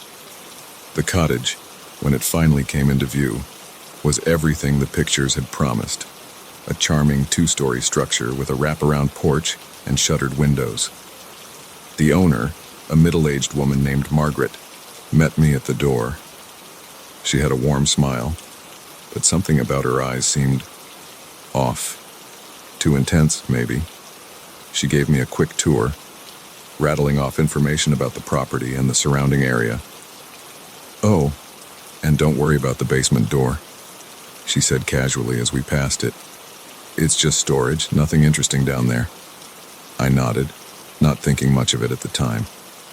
She handed me the keys, reminded me to call if I needed anything, and left. As her car disappeared down the driveway, I felt a weight lift off my shoulders. A whole weekend to myself. No work, no responsibilities, just peace and quiet. For the first few hours, everything was perfect. I unpacked, made a cup of tea, and settled onto the porch with a book. The only sounds were the rustling of leaves and the occasional bird call. It was exactly what I needed. As evening fell, I headed inside to make dinner. That's when I noticed the first truly odd thing. The kitchen drawers were all locked, every single one. I frowned, jiggling the handles. Why would someone lock kitchen drawers? I shot Margaret a quick text, asking about it. Her reply came almost instantly. "Oh, silly me. I must have forgotten to unlock those. The key should be in the junk drawer by the fridge." Sure enough, I found a small key that opened all the drawers. But as I rummaged through them for a can opener, I couldn't shake the feeling that something was off. The contents seemed staged somehow, like a model home kitchen rather than one that was actually used. I pushed the thought aside and focused on making my dinner. But as I ate, my eyes kept drifting to that basement door. What kind of storage needed a padlock that heavy? After dinner, I decided to explore the cottage a bit more. The living room was cozy, with a stone fireplace and shelves lined with books. But as I ran my fingers along the spines, I realized something strange. All the books were backwards, their pages facing out instead of their titles. Curiosity got the better of me. I pulled one out and opened it. The pages were blank, every single one. I checked another book, and another, all blank. A chill ran down my spine. This was beyond weird. It was downright creepy. I headed upstairs, suddenly eager to make sure the bedroom was normal. It looked fine at first glance, a large bed, a dresser, a closet. But when I opened the closet door, my breath caught in my throat. The back wall of the closet was covered in strange symbols, etched deeply into the wood. They looked ancient, like something out of an occult textbook, and in the center of it all was a phrase repeated over and over. The doorway must remain closed. My heart was pounding now. This wasn't right. None of this was right. I needed to leave, to get out of here right now. I turned to grab my bag, and that's when I saw it. A dark stain on the hardwood floor, partially hidden under the rug. With shaking hands, I pulled the rug back. The stain was larger than I thought, and unmistakably blood. Panic surged through me. I ran downstairs, fumbling for my phone. No signal, of course. I was halfway to the front door when a thought stopped me cold. My car keys. Where were my car keys? I searched frantically, emptying my pockets, checking every surface. They were gone. And then I remembered. I'd left them in the dish by the door when I came in. The dish that was now empty. A sound from outside made me freeze. Footsteps on the porch. Slow, deliberate. I backed away from the door, my mind racing. The basement. If I could get down there, maybe there was another way out. I ran to the basement door, my fingers clumsy as I worked on the padlock. Just as I heard the front door start to open, the lock clicked open. I yanked the door open and plunged into the darkness, pulling it shut behind me. The basement was pitch black. I fumbled for my phone, using its feeble light to illuminate my surroundings. What I saw made my blood run cold. The walls were covered in the same symbols I'd seen in the closet, but here they were everywhere, floor to ceiling. Strange artifacts cluttered every surface. Bones, feathers, crystals arranged in intricate patterns. And in the center of the room, a large stone altar. Dark stains marred its surface. This wasn't a basement. It was a ritual chamber. The sound of the basement door opening snapped me back to reality. Footsteps on the stairs, slow and steady. "I see you found my little secret." Margaret's voice floated down, eerily calm. I do wish you hadn't done that. It makes things complicated. I backed away, my eyes darting around for a weapon, an escape route, anything. You don't understand, she continued, her footsteps drawing closer. The doorway must remain closed, and for that, sacrifices must be made.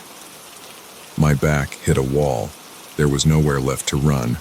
Margaret stepped into the light of my phone. In her hand was a long, curved knife. Her eyes, when they met mine, were completely black. I am sorry about this, she said, not sounding sorry at all. But you'll be serving a greater purpose.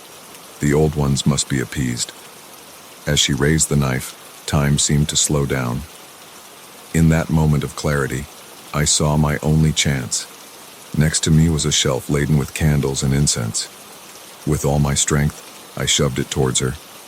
Margaret stumbled back, momentarily distracted. I didn't waste a second. I ran past her, taking the stairs 2 at a time. Behind me, I could hear her angry shouts, her footsteps pounding up the stairs.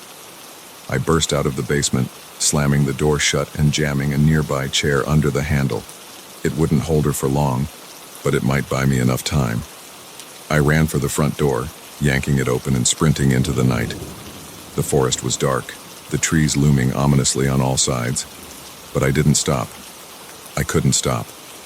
I ran until my lungs burned and my legs felt like lead. Only then did I dare to look back. The cottage was no longer in sight, swallowed up by the darkness of the forest. But I could hear something, chanting, carried on the wind, and underneath it, a deeper sound, like the rumbling of the earth itself. I kept moving, stumbling through the underbrush, branches whipping at my face. I had no idea where I was going, only that I had to get away.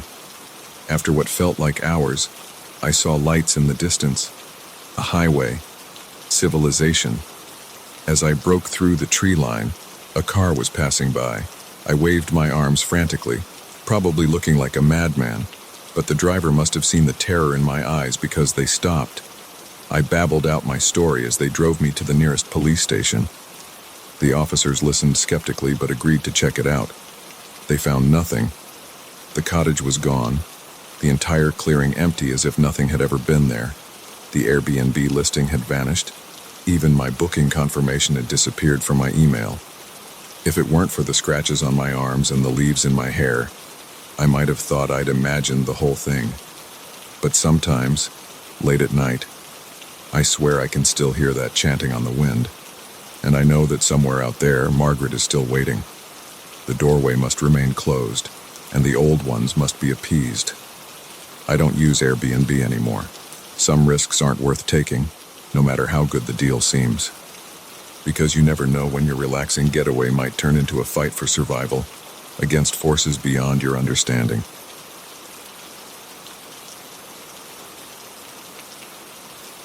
The moment he slid into the back seat of my car, I knew something was off. His eyes were wild, darting around like a cornered animal.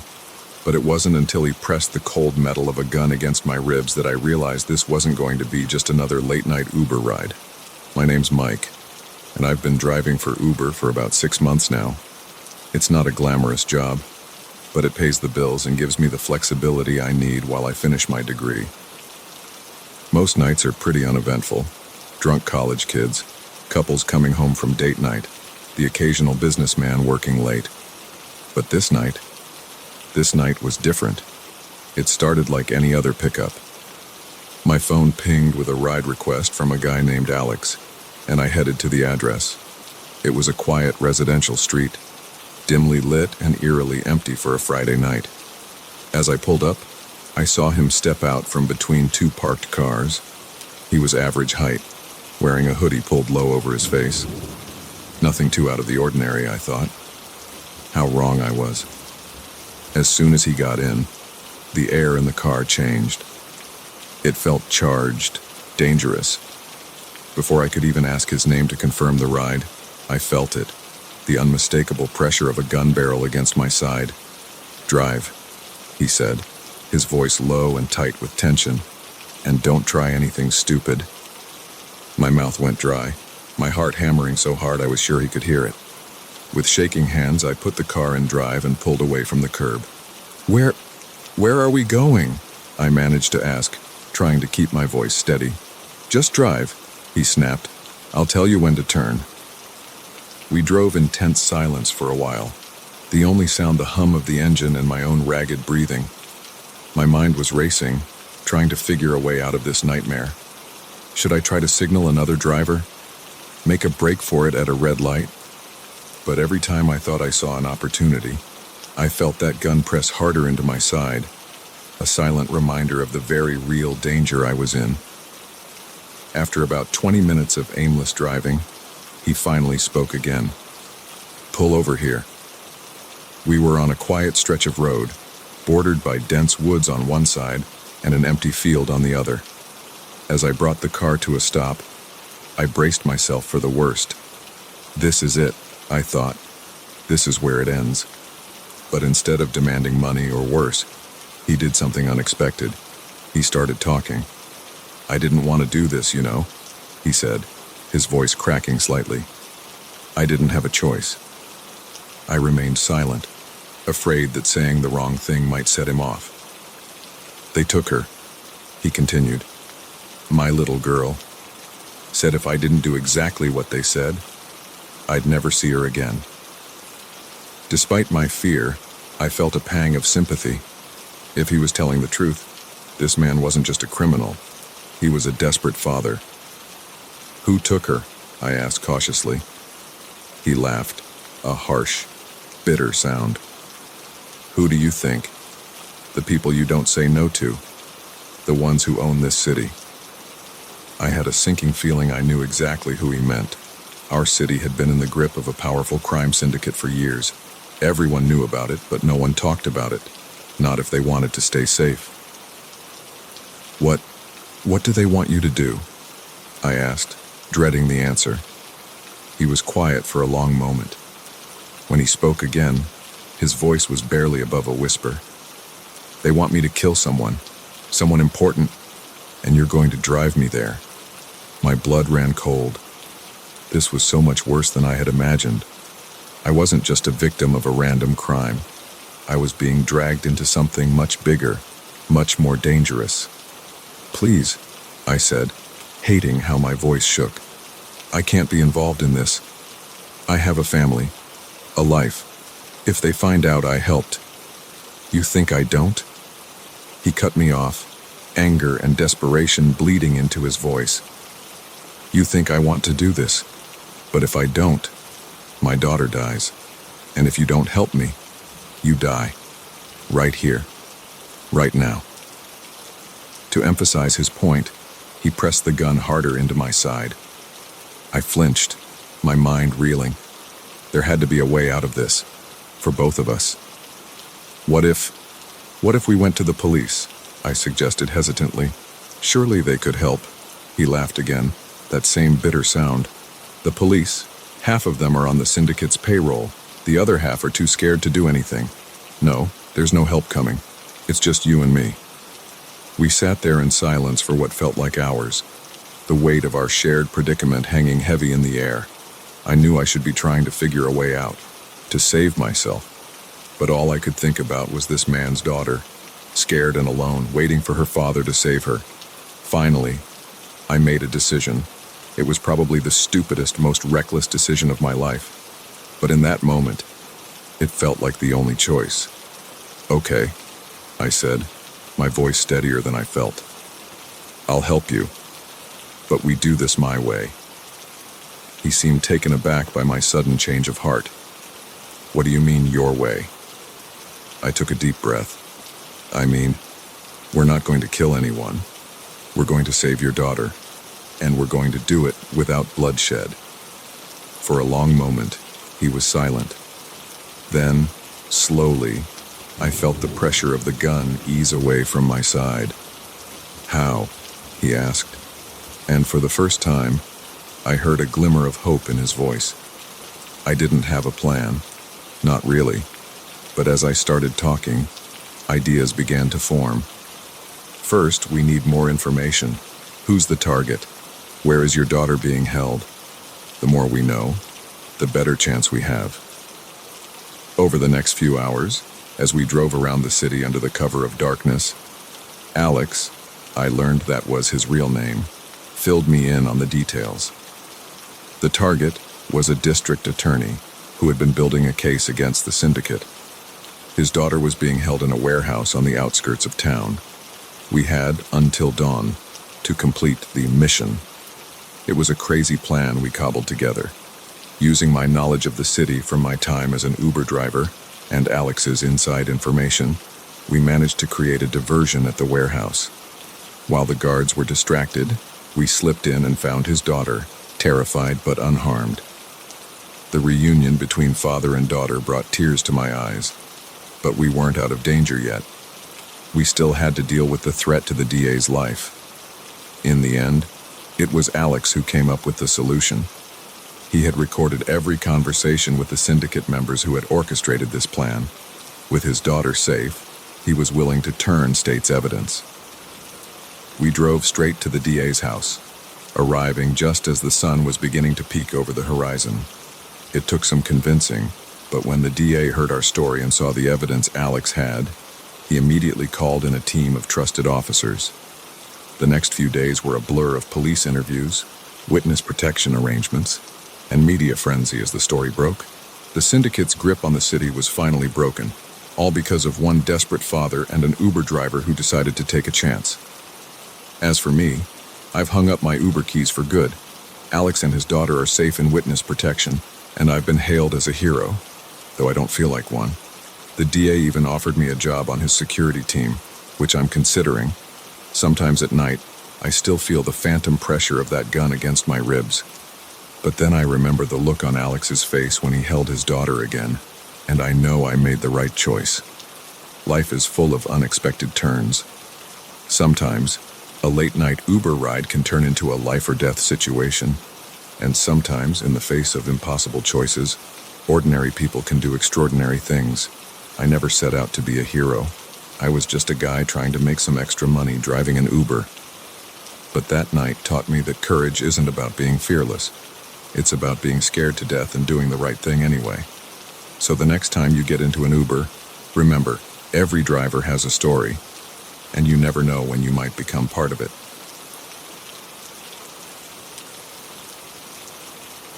The first thing I noticed about Hollow Creek was the silence. No birds singing, no insects buzzing, not even the rustle of leaves in the breeze.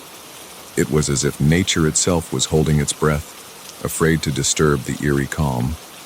I should have turned back right then, but curiosity got the better of me, and I pressed on, unaware that I was walking into a nightmare from which I might never escape.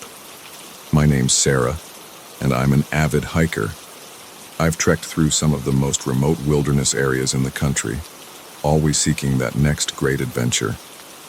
When I heard whispers about a hidden community deep in the Appalachian Mountains, I couldn't resist the allure of exploring somewhere truly off the grid. The trail to Hollow Creek wasn't on any map. I'd pieced together directions from vague forum posts and cryptic warnings from locals who seemed reluctant to talk about the place. Those folks keep to themselves, they'd say, averting their eyes. Best leave them be. But their reticence only fueled my curiosity. What were they hiding? What secrets lay hidden in those misty mountains? The hike was grueling, the path barely visible at times as it wound through dense forest and steep ravines. By the time I caught my first glimpse of Hollow Creek, the sun was already dipping low on the horizon, painting the sky in hues of orange and pink. The village, if you could call it that, was a collection of ramshackle cabins clustered around a central clearing. Smoke rose from a few chimneys, but I saw no other signs of life. No cars, no power lines, nothing to suggest this place belonged to the 21st century. As I approached, the silence grew even more pronounced. My footsteps seemed unnaturally loud on the packed dirt path. I felt eyes on me, watching from behind curtained windows, but every time I looked, I saw nothing but shadows. "Hello?" I called out, my voice sounding small and insignificant in the vast stillness. "Is anyone there?" For a long moment, there was no response. Then, slowly, A door creaked open. An old woman emerged, her face a maze of wrinkles, her eyes sharp and wary. "You shouldn't be here, outsider," she said, her voice raspy with disuse. "This ain't a place for your kind." Before I could respond, more people began to appear. They emerged from houses, from behind trees, materializing like ghosts in the fading light. Men, women, children, all with the same guarded expression, all watching me with a mixture of curiosity and suspicion. "I'm sorry," I said, trying to keep my voice steady despite the growing unease in my gut. "I didn't mean to intrude. I'm just a hiker, and I heard about this place. I was curious."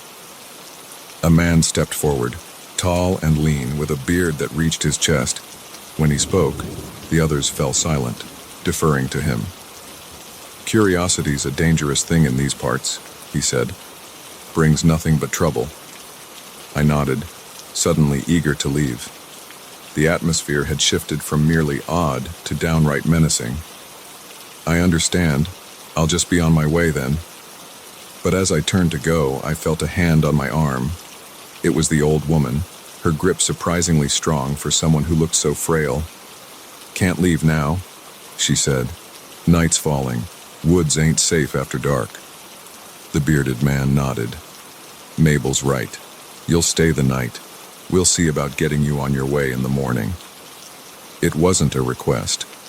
I looked around at the circle of faces, all watching me intently, and knew I had no choice. I was outnumbered, lost in unfamiliar territory. Fighting or running would be suicide. "Thank you," I managed to say, forcing a smile.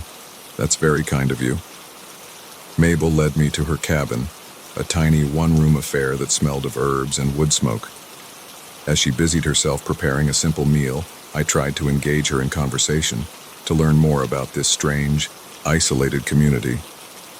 But Mabel was tight-lipped, answering my questions with grunts or single-word responses. It was clear she had no interest in satisfying my curiosity. As night fell, the silence outside grew even more oppressive. No crickets chirped, no owls hooted. It was as if the darkness had swallowed all sound. I lay on a pallet on the floor, staring up at the rough-hewn beams of the ceiling, sleep eluding me.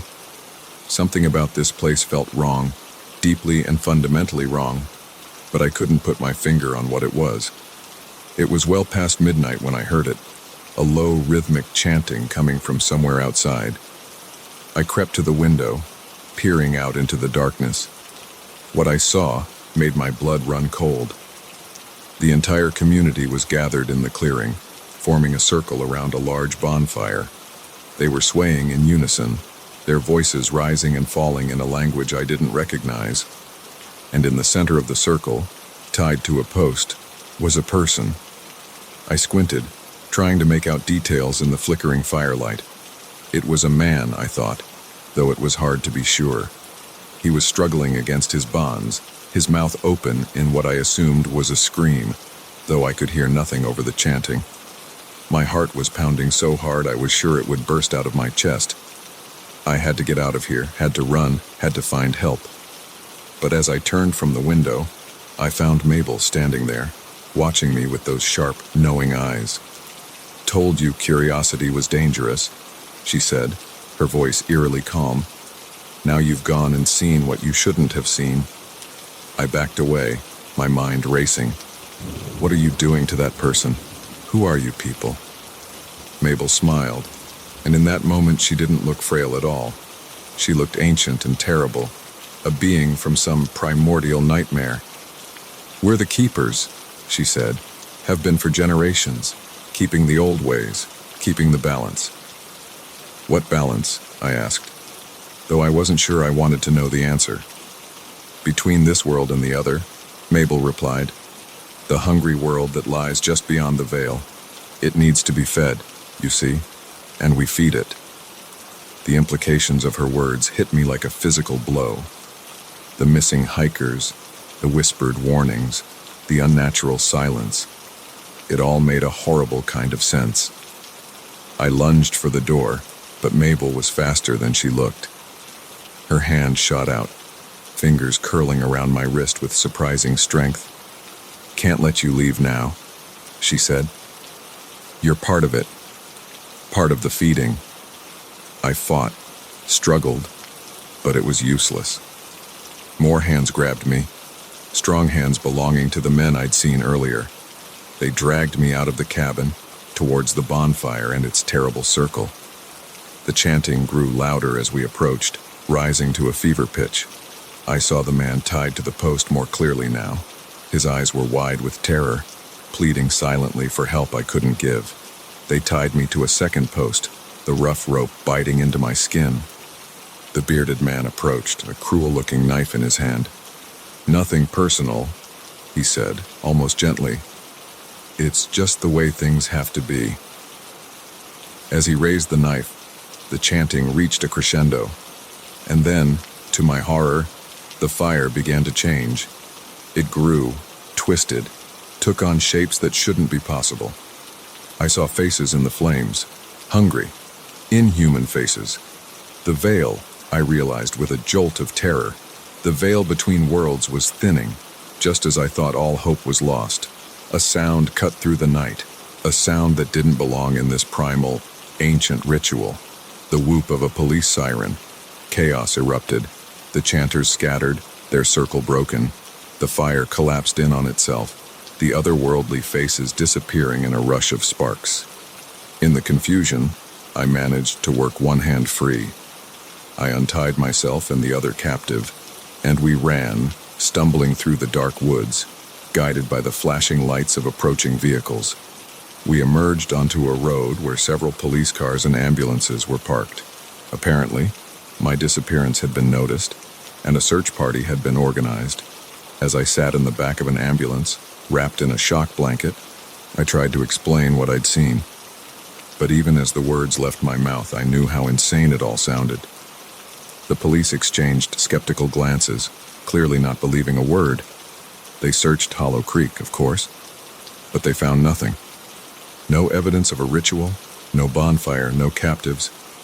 The cabins were empty, abandoned, as if they hadn't been lived in for years. To this day, I don't know if what I experienced was real, or some sort of shared hallucination brought on by fear and isolation. But sometimes, when I'm hiking and the woods grow quiet, I remember Hollow Creek. I remember the chanting, the fire, the hungry faces in the flames. And I run, leaving curiosity behind, knowing that some secrets are better left undiscovered. The day I found the blood-stained journal in Mark's desk drawer, I knew my coworker was hiding something sinister, but I never imagined it would lead me down a rabbit hole of obsession, stalking, and a fight for my own survival. I'd been working at Pinnacle Marketing for about 6 months when Mark joined our team. At first, he seemed like any other new hire. A bit quiet, maybe, but friendly enough. We'd chat by the coffee machine, exchange small talk about weekend plans. Normal stuff. But there was always something off about Mark. The way his eyes would linger a bit too long when he looked at you. How he'd appear out of nowhere in the break room, as if he'd been waiting. I brushed it off as social awkwardness. Nothing more. Then came the day I needed to borrow a stapler. Mark was out to lunch, so I figured I'd just grab it from his desk and leave a note. That's when I saw it. A corner of leather-bound book peeking out from a half-open drawer. I don't know what made me pull it out. Curiosity? Intuition? Whatever it was. That moment changed everything. The journal was old, the pages yellowed and dog-eared. And on those pages, in meticulously neat handwriting, were details of people's lives, their routines, their habits, their vulnerabilities, all recorded with an obsessive attention to detail that made my skin crawl. But it was the last few pages that truly horrified me. They were spattered with what looked disturbingly like dried blood. I shoved the journal back in the drawer, my heart pounding. This had to be some kind of joke, right? A prop for a novel Mark was writing, maybe. But deep down, I knew this was real, and Mark was dangerous. For the next week, I watched him like a hawk. I noticed things I'd overlooked before. How he always seemed to know where everyone was in the office. The way he'd casually ask about people's families, their schedules, their fears. He was gathering information. But for what? I debated going to HR, or even the police. But what could I say? I snooped in my coworker's desk and found a creepy journal. I had no proof, no concrete evidence of any crime, so I did the only thing I could think of. I started investigating on my own. I wish I hadn't. Late one night, I stayed at the office after everyone had left. With shaking hands, I picked the lock on Mark's desk. "Thank you, misspent youth," and retrieved the journal. This time, I read it cover to cover. What I found chilled me to my core. The journal wasn't just about our coworkers. It contained entries dating back years, detailing the lives of dozens of people. Some entries ended abruptly, with a single red line drawn through the name, and then I saw my name. The last entry. My routines, my habits, even conversations I'd had in private, all recorded in that neat, emotionless handwriting. I was so engrossed in reading, I didn't hear the footsteps behind me until it was too late. Curiosity killed the cat, you know. I spun around, the journal falling from my hands. Mark stood in the doorway, his usually placid face twisted into something unrecognizable, something monstrous. Mark," I stammered, backing away. "I can't explain." "No need," he said, his voice eerily calm. "I think we both know what's happening here." He took a step forward. I took a step back. "You know," he continued, "I had such plans for you. You were going to be my masterpiece. But now," he sighed, as if genuinely disappointed, "now I'm afraid we'll have to speed things up a bit." I saw the glint of metal in his hand. A knife. My blood turned to ice. What happened next was a blur. I remember throwing the journal at his face, using his moment of distraction to bolt past him. I remember running through the dark office, knocking over chairs, my lungs burning as I gasped for air. I remember the elevator doors closing just as Mark rounded the corner, his face a mask of fury. I ran out of the building, into the street, not stopping until I reached a busy intersection. Only then, surrounded by the comforting noise and light of the city, did I allow myself to breathe. I went straight to the police, babbling about journals and stalking and narrowly escaped murder. They were skeptical, of course, but something in my terrified demeanor must have convinced them to at least check it out. They found nothing. Mark's desk was clean, no sign of any journal. He expressed shock and concern when questioned, even suggesting that maybe I was working too hard and imagining things. I quit my job the next day, moved to a new apartment, changed my phone number, did everything I could to disappear, but I couldn't shake the feeling that it wasn't over, that Mark was still out there, watching, waiting. Weeks passed, then months. Slowly, I started to relax, to think that maybe, just maybe, I had overreacted, that the whole thing had been some stress-induced hallucination. Then came the note. I found it slipped under my door one morning. A single sheet of paper with that same neat handwriting. "Did you really think you could hide from me?" The terror came flooding back, worse than before, because now I knew the truth. Mark wasn't just some creepy coworker with boundary issues. He was a predator, and I was his prey. I went back to the police, a note in hand. This time, they took me more seriously. They assigned a detective to the case, set up patrols in my neighborhood. But Mark was always one step ahead. More notes appeared, always in places they shouldn't have been able to reach. Inside my locked car, tucked into the book I was reading, pinned to my pillow while I slept. Each one more taunting than the last. Each one a reminder that nowhere was safe. I became a shell of myself, jumping at shadows, flinching at every sound. I lost weight, couldn't sleep. My friends worried, but I pushed them away. I couldn't risk Mark targeting them too. The detective did his best, but without hard evidence, his hands were tied. "We'll catch him," he'd assure me. "Just a matter of time." but time was the one thing I was running out of. I could feel the noose tightening, Mark's game reaching its end game. The final note was the simplest. Just 2 words: checkmate. I found it on my nightstand, along with a single red rose. The implications were clear. He had been in my bedroom while I slept. The last illusion of safety shattered. That night, I made a decision. I was done being the victim, done jumping at shadows. If this was a game to mark, fine, I'd play, but I'd play to win. I set a trap, leaked information about a weekend trip through the grapevine at my old office, made a show of packing my car, even driving out of town.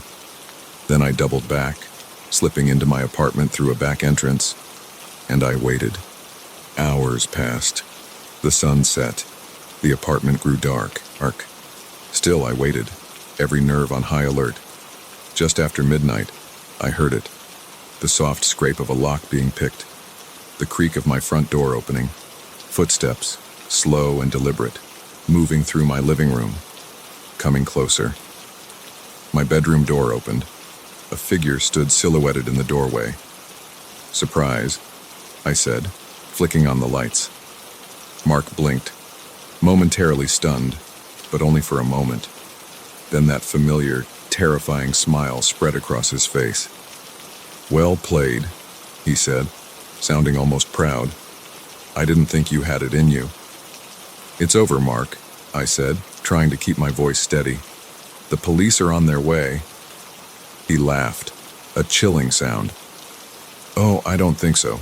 You see, I've been playing this game a lot longer than you have. I always have a backup plan." He reached into his jacket. I tensed, expecting a weapon. Instead, he pulled out a small remote. "One push," he said, "and this entire building goes up in flames. So many lives lost, such a tragedy, and poor, unstable you at the center of it all." My mind raced. Was he bluffing? Could I risk calling him on it? In that moment of indecision, Mark lunged. We grappled, fighting for control of the remote. I felt his fingers on my throat, squeezing. Black spots danced at the edges of my vision. With the last of my strength, I brought my knee up hard. Mark gasped, his grip loosening. I twisted, breaking free, and ran. I made it to the living room before he caught me. We crashed to the floor, the remote skittering away under the couch. What happened next was a blur of fists and desperation. I fought with everything I had, knowing my life depended on it. Somehow, I ended up on top, my hands around Mark's throat. His eyes bulged, his face turning purple. Still, that manic grin never left his face. I don't know how long I held on. It felt like hours. But finally, mercifully, he went still. I collapsed beside him, gasping for air, my whole body shaking. It was over. Really, truly over. The police arrived minutes later, responding to reports of a disturbance. They found me still on the floor, unable to move, unable to speak.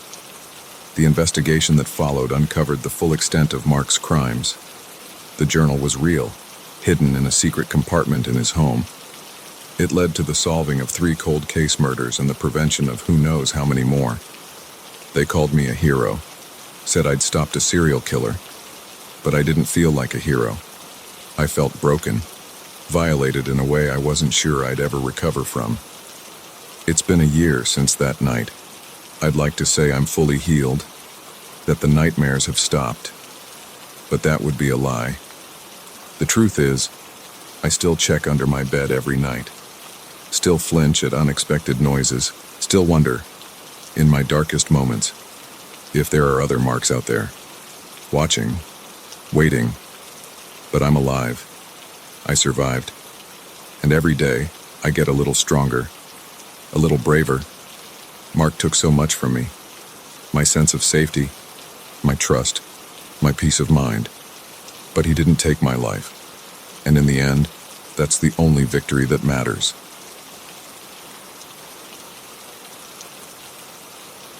The first time I heard the footsteps echoing through the empty office building, I told myself it was just my imagination. By the third time, I knew I wasn't alone. What I didn't know was that my night shift was about to become a terrifying game of cat and mouse, where I was the mouse. My name's Alex, and I've been working as a night janitor at Horizon Tower for about 6 months now. It's not the most glamorous job, but it pays the bills and gives me time to work on my writing during the quiet hours. At least, that's what I told myself when I took the job. Horizon Tower is one of those gleaming skyscrapers that dominate the city skyline. During the day, it's a hive of activity, suits rushing to and fro, the constant hum of computers and phones. But at night, it's a different world entirely. My shift starts at 10 p.m., just as the last of the workaholics are trudging out, bleary-eyed and caffeine-deprived. I always give them a nod as I wheel in my cleaning cart, but most of them look right through me. I'm part of the invisible workforce that keeps their world running smoothly. That night started like any other. I made my rounds, floor by floor, emptying trash cans, wiping down surfaces, vacuuming carpets. The monotony of the work usually lets my mind wander, plotting out stories or daydreaming about the day I'll quit this job and become a full-time writer. But something felt off from the moment I stepped into the building. The air felt heavy, charged somehow, like the atmosphere before a thunderstorm. I shrugged it off, chalking it up to the changing weather outside. It was around 1 a.m. when I heard it for the first time. I was on the 37th floor, head down as I mopped the hallway outside the executive offices. The sound echoed through the empty space, footsteps, clear as day, coming from somewhere above me. I froze, mop suspended mid-swipe. It wasn't unusual for there to be a few people working late, but this late, and I hadn't seen anyone when I did my first sweep of the upper floors. "Hello?" I called out, my voice sounding small in the vast emptiness of the building. No response. I shook my head, forcing a chuckle. "Get it together, Alex," I muttered to myself. "You're letting your writer's imagination run wild." But as I resumed mopping, I couldn't shake the feeling of unease that had settled over me. My eyes kept darting to the shadows at the edges of my vision, half expecting to see someone, or something, lurking there. An hour later, I heard it again. This time, I was in the stairwell, lugging my cart up to the next floor. The footsteps were louder this time, echoing in the confined space. They were coming from above, getting closer. My heart began to race. I pressed myself against the wall, holding my breath as I listened. The steps grew louder, closer, until they sounded like they were on the landing just above me. And then, suddenly, they stopped. The silence that followed was deafening. I stood there, frozen, for what felt like hours, but was probably only a few minutes. Nothing. No more footsteps. No voices. Nothing. Slowly, cautiously, I peered around the corner, looking up the stairs. Empty. Just the endless spiral of steps disappearing into the gloom above. My hands were shaking as I gripped the handle of my cart. This wasn't my imagination. Someone was in the building with me. Someone who didn't want to be seen. I thought about calling security, but what would I say? That I heard footsteps. They'd think I was crazy. No. I needed proof before I started raising alarms. I continued my rounds, but now every shadow seemed menacing. Every unexpected noise made me jump. I found myself constantly looking over my shoulder, half expecting to see a figure looming behind me. It was nearing 3 a.m. when it happened again. I was in one of the corner offices, emptying the trash guy when I heard a door slam somewhere down the hall. It was loud, deliberate, like someone wanting to announce their presence.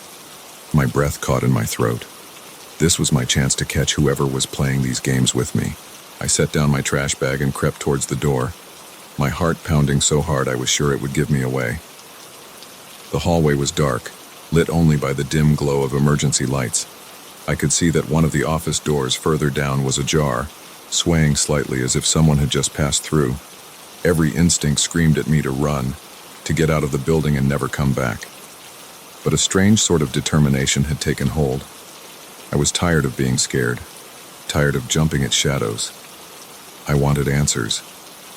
I moved down the hall, my footsteps muffled by the plush carpet. As I neared the open door, I could hear something, a soft, rhythmic sound. Was that breathing? My hand trembled as I reached for the door handle. In one quick motion, I pushed it open, flicking on the light switch as I did. The office was empty. I let out a shaky breath, relief and confusion warring within me. Had I imagined it all? Was I going crazy? That's when I saw it. On the desk, placed with deliberate care, was a single sheet of paper. My blood ran cold as I read the words written on it. "I see you, Alex. Do you see me?" The handwriting was messy, almost childlike, but the message was clear. This wasn't my imagination. Someone was here, watching me, playing with me. I backed out of the office, my eyes darting wildly around. The hallway seemed to stretch endlessly in both directions, filled with shadows that could be hiding anything, or anyone. I ran. I didn't care about being quiet anymore. I ran for the elevators, jabbing the call button repeatedly, desperately. But the numbers above the doors didn't move. The elevator wasn't coming. The stairwell. It was my only option. I burst through the door, taking the steps 2 at a time in my haste to get down, to get out. I was halfway between floors when the lights went out. The darkness was absolute, suffocating. I froze, gripping the railing so hard my knuckles turned white. And in that darkness, I heard it again. Footsteps, coming up the stairs towards me. Panic gave me strength I didn't know I had. I fumbled for my phone, using its feeble light to guide me as I continued my descent. The footsteps grew louder, closer. I could hear ragged breathing now, not just my own. I burst out of the stairwell on the ground floor, running full tilt towards the main doors. They were locked. Of course they were locked. I was the night janitor. I had locked them myself at the start of my shift. My trembling hands fought with my keyring, trying to find the right key. The footsteps were in the lobby now, slow and deliberate. They knew I had nowhere to go. Finally, mercifully, the key turned. I yanked the door open and ran out into the night, not stopping until I reached my car. As I sped away from Horizon Tower, my mind raced. Who was in there with me? What did they want? And most terrifyingly, how did they know my name? I didn't go back the next night. Or the night after. I called in sick, my voice shaking as I left a message for my supervisor. When I finally worked up the courage to return a week later, everything seemed normal. No one mentioned anything unusual. The security logs showed no unauthorized entries. But sometimes, when I'm alone in the building, I still hear those footsteps, still feel those eyes watching me from the shadows. And I wonder, was it all in my head? Or is the game not over, just paused, waiting to begin again? I've started looking for a new job. Day shift only, because now I know. The night holds secrets, and some of them are better left uncovered.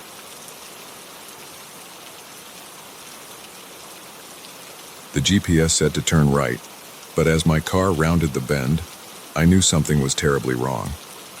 The quaint town that appeared before me wasn't on any map, and the vacant stares of its residents sent chills down my spine. Little did I know, I had just driven into a nightmare from which there might be no escape. My name's Jamie, and I'm a traveling salesperson for a pharmaceutical company. I've been on the road for years, crisscrossing the country, visiting small towns and big cities alike. I thought I'd seen it all, but nothing could have prepared me for what I encountered in the town of Millhaven. It was supposed to be a routine trip. I was cutting through the back roads of rural Pennsylvania, trying to shave some time off my journey to my next sales pitch. The sun was setting, painting the sky in brilliant shades of orange and pink, when my GPS chirped, instructing me to take the next right. The road it led me down was narrow and winding, barely wide enough for my sedan. Thick forests pressed in on both sides, their shadows growing longer and more ominous as daylight faded. I was just starting to wonder if I should turn back when the trees suddenly gave way to open space. And there it was, Millhaven, At first glance, it looked like a picture-perfect small town, the kind you see on postcards or in old movies. White picket fences, neatly trimmed lawns, a quaint main street lined with mom-and-pop shops. But something felt off. Maybe it was the way the streetlights flickered to life all at once as I drove in, as if the town had been waiting for me. Or maybe it was the people. They were out and about, but their movements seemed stiff, almost mechanical. And their eyes? God, their eyes. They all turned to stare at me as I passed, vacant and glassy, like dolls' eyes. I suppressed a shudder, telling myself I was just tired from the long drive. I'd find a motel, get some rest, and be on my way in the morning. I pulled up to the only motel in town, a shabby two-story affair with a flickering neon sign. The clerk at the front desk smiled at me as I walked in, but the expression didn't reach his eyes. Those remained flat, lifeless. "Welcome to Millhaven," he said, his voice as empty as his gaze. "How long will you be staying with us?" "Just for the night," I replied, unable to shake the growing sense of unease. "I'll be heading out first thing in the morning." The clerk's smile widened, showing too many teeth. "Oh, I wouldn't be too sure about that. Folks tend to linger in Millhaven." I laughed nervously, chalking his odd behavior up to small-town eccentricity. I took my key and headed to my room, trying to ignore the way every person I passed on the way stared at me with those unsettling, vacant eyes. The room was basic but clean. I set my alarm for early and tried to sleep, but rest wouldn't come. The silence was oppressive, broken only by the occasional sound of footsteps in the hallway outside my door. Each time, they would pause outside my room for a long moment before moving on. When my alarm finally went off, I was already awake, having given up on sleep hours ago. I packed quickly, eager to put this strange town in my rearview mirror. But as I stepped outside, my heart sank. A thick, impenetrable fog had rolled in overnight. I could barely see the hood of my car, let alone the road out of town. "Nasty weather we're having," came a voice from behind me, making me jump. It was the clerk from last night, still wearing that too wide smile. "Looks like you might be staying another night after all." I mumbled something non-committal and got in my car. Fog or no fog, I was getting out of here. I turned the key in the ignition, but nothing happened. The engine was dead. Panic started to set in as I popped the hood, though I knew next to nothing about cars. As I stared helplessly at the engine, I felt a presence behind me. Turning, I saw a group of townspeople had gathered, all wearing the same blank expression, all staring at me with those lifeless eyes. "Car trouble?" one of them asked, his tone making it clear he already knew the answer. "Don't worry, we'll take good care of you here in Millhaven." I backed away, my heart racing. "Thanks, but I'll just call a tow truck. I really need to get going." I pulled out my phone, but there was no signal. Of course there wasn't. The crowd started to move closer, their movements oddly synchronized. Now, another voice said, soothing but with an undercurrent of menace. "There's no need to leave. We have everything you need right here in Millhaven." I ran. I didn't know where I was going in this fog-shrouded town, but I knew I had to get away from these people. Their footsteps echoed behind me, never seeming to get closer, but never falling behind either. I found myself on Main Street. The shops all open despite the early hour and the thick fog. In each window, I could see people inside, all turning to stare at me as I passed, all wearing that same vacant expression. I ducked into an alley, trying to catch my breath and figure out what to do. That's when I heard it, a voice, different from the others. It was coming from a partially open basement window. "Hey, you, new guy," the voice hissed. "In here, quick!" Desperation overrode caution. I squeezed through the window, finding myself in a dimly lit basement. A man stood there, wild-eyed and disheveled, but blessedly normal-looking compared to the rest of the town. "Thank God," he said. "I thought I was the only one left." Over the next hour, huddled in that musty basement, he told me everything. His name was Mike, and he'd been trapped in Millhaven for months. He'd stopped for gas one night and never left. "This town," he explained, his voice shaking, "it's not natural. The people here, they're not people anymore. They're empty, and they want to make us like them." He showed me marks on his arms, like injection sites. "They've been experimenting on me," he said, trying to turn me into one of them, "but it hasn't worked. Not yet." My blood ran cold as I remembered the contents of my sample case. Experimental drugs, not yet on the market. Was that why they were so interested in me? Mike's theory was that the town itself was some kind of trap, luring in unsuspecting travelers and changing them. But he'd found a way out. A tunnel, leading beyond the town limits. "We have to go now," he urged, "before they find us, before they make us like them." We crept through the fog-filled streets, every shadow seeming to hide one of the vacant-eyed townspeople.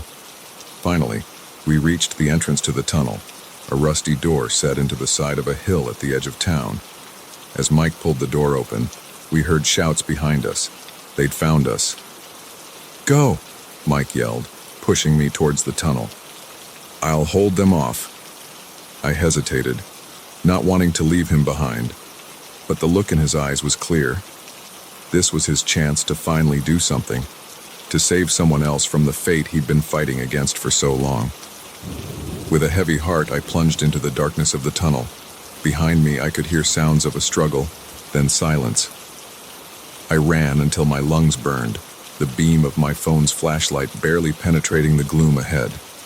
Just when I thought I couldn't go on, I saw light. Real, natural light. I emerged from the tunnel into a sunlit forest, miles from where I'd entered Millhaven. My car was there, keys in the ignition, running smoothly as if nothing had ever been wrong with it. As I sped away, my hands shaking on the steering wheel, I couldn't help but glance in the rearview mirror. For just a moment, I thought I saw a figure standing at the mouth of the tunnel. A figure with vacant, glassy eyes. I never reported what happened in Millhaven. Who would believe me? Sometimes I wonder if it was all a stress-induced hallucination. But then I'll catch a glimpse of a vacant-eyed stranger in a crowd.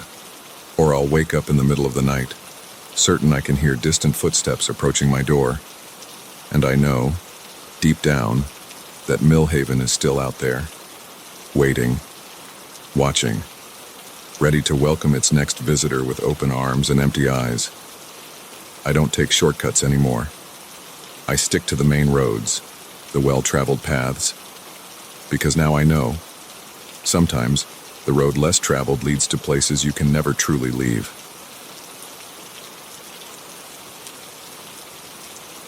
The moment I spotted the tiny camera hidden in the air vent, I knew this wasn't just a routine house-sitting gig.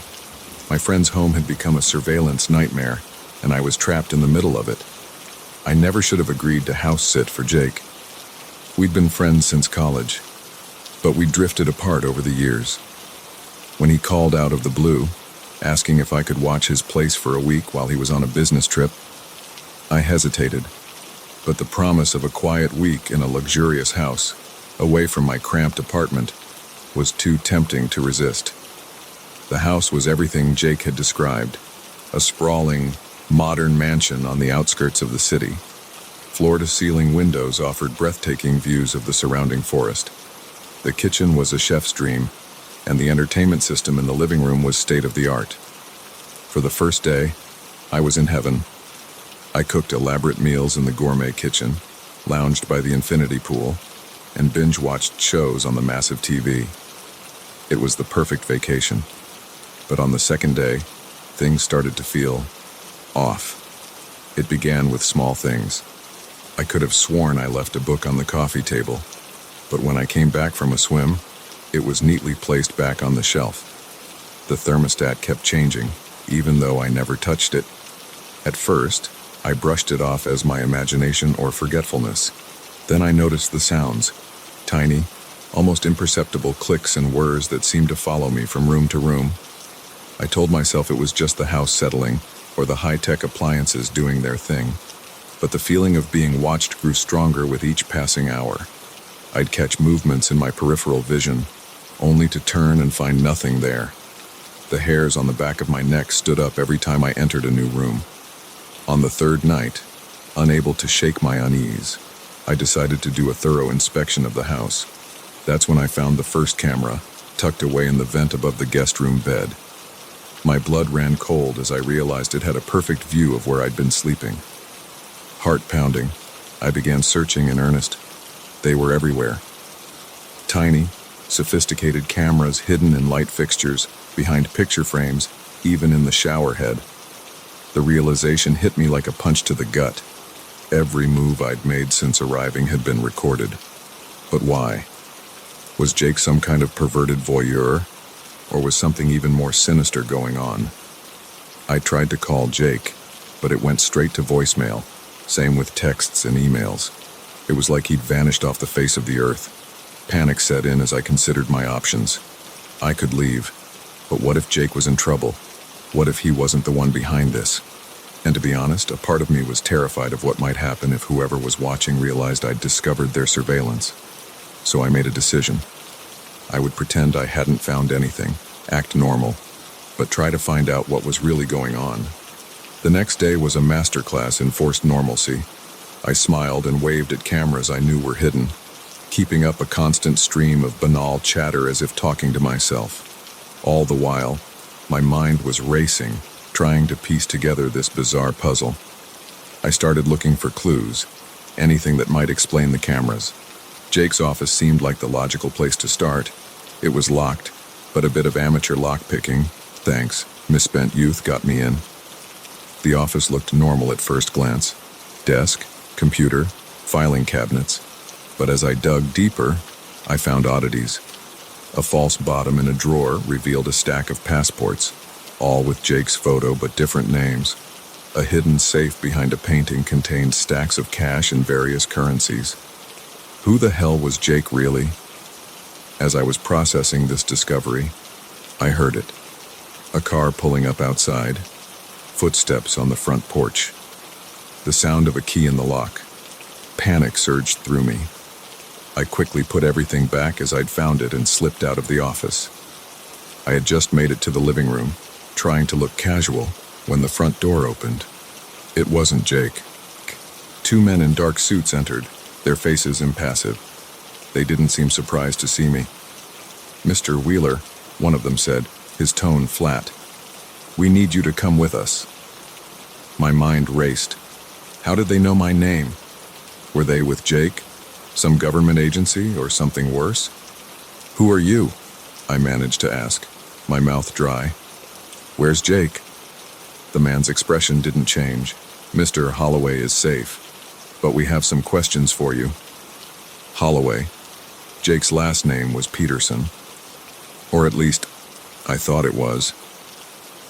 "I'm not going anywhere until you tell me what's going on," I said, trying to keep the tremor out of my voice. The second man stepped forward. "I'm afraid you don't have a choice." I saw his hand move towards his jacket, and instinct took over. I bolted. I heard shouts behind me as I ran for the back door. Adrenaline surged through my veins as I sprinted across the backyard towards the forest. I could hear them pursuing, their footsteps heavy on the grass. The trees loomed before me, offering cover. I plunged into the undergrowth, branches whipping at my face as I ran blindly forward. My lungs burned, but fear kept me moving. I don't know how long I ran. Time seemed to lose all meaning in the dense forest. Eventually, when my legs felt like they were about to give out, I allowed myself to slow down and listen. Silence. No sounds of pursuit. Had I lost them? Has my breathing steadied? My mind whirled with questions. Who were those men? What did they want with me? And most importantly, who the hell was Jake really? I knew I couldn't go back to the house. Whatever was going on, I was in way over my head. I needed help. Using the sun to orient myself, I started making my way towards the nearest town. It was a long, grueling hike, but finally, I saw lights in the distance. Civilization. The first thing I did was buy a burner phone. I needed to contact someone, but I was afraid to use my own phone in case it was being tracked. I called the only person I thought might be able to help, my cousin Sarah, a journalist known for her investigative reporting. "Alex?" she answered, sounding confused. "Why are you calling from a strange number?" In hushed tones, I gave her a quick rundown of what had happened. To her credit, she didn't think I was crazy. "Okay," she said when I finished. "Here's what you need to do. Don't use your credit cards. Don't go home. Don't contact anyone else. I'm going to make some calls and see what I can find out. I'll call you back on this number in 2 hours. Stay safe." Those 2 hours were some of the longest of my life. I found a 24-hour diner and nursed a cup of coffee, jumping at every sound, convinced that any moment those men in suits would walk through the door. When Sarah finally called back, her voice was grim. "Alex, listen carefully," she said. "Jake isn't who you think he is. He's been on our radar for months. We suspect he's involved in some seriously shady stuff. Industrial espionage, money laundering, maybe worse. Those cameras in his house, they're not there to spy on you. They're there to protect him." My head spun. Jake, my old college buddy, a criminal mastermind. It seemed impossible. "But why involve me?" I asked. Sarah sighed. "Best guess? You were a patsy, an innocent friend whose presence would make the house look lived in while Jake was doing God knows what. But something must have gone wrong. Maybe they thought you'd discovered something." "What do I do now?" "I have a friend in the FBI," Sarah said. "He wants to talk to you. This could be big, Alex. You might have stumbled onto something huge." The next few days were a blur of debriefings and interviews. I told my story over and over to stern-faced agents. They were particularly interested in the contents of Jake's office. Apparently, I'd found evidence they'd been searching for months. Jake Odd, or whatever his real name was, had vanished. The official story was that he'd fled the country, but I had my doubts. Something told me this was far from over. Weeks passed. Gradually, I was allowed to return to my normal life, albeit with some new security measures in place. The FBI assured me I was no longer in danger, but I couldn't shake the feeling of being watched. Sometimes, late at night, I still hear phantom clicks and whirs. I find myself checking for hidden cameras in my own apartment. Paranoia, the agents tell me. A normal response to trauma, they say. But I know the truth now. I know that there are secrets hidden behind the most ordinary facades, that people aren't always who they seem to be, and that sometimes the most dangerous thing you can do is trust a friend. I don't house sit anymore, and I always check the vents.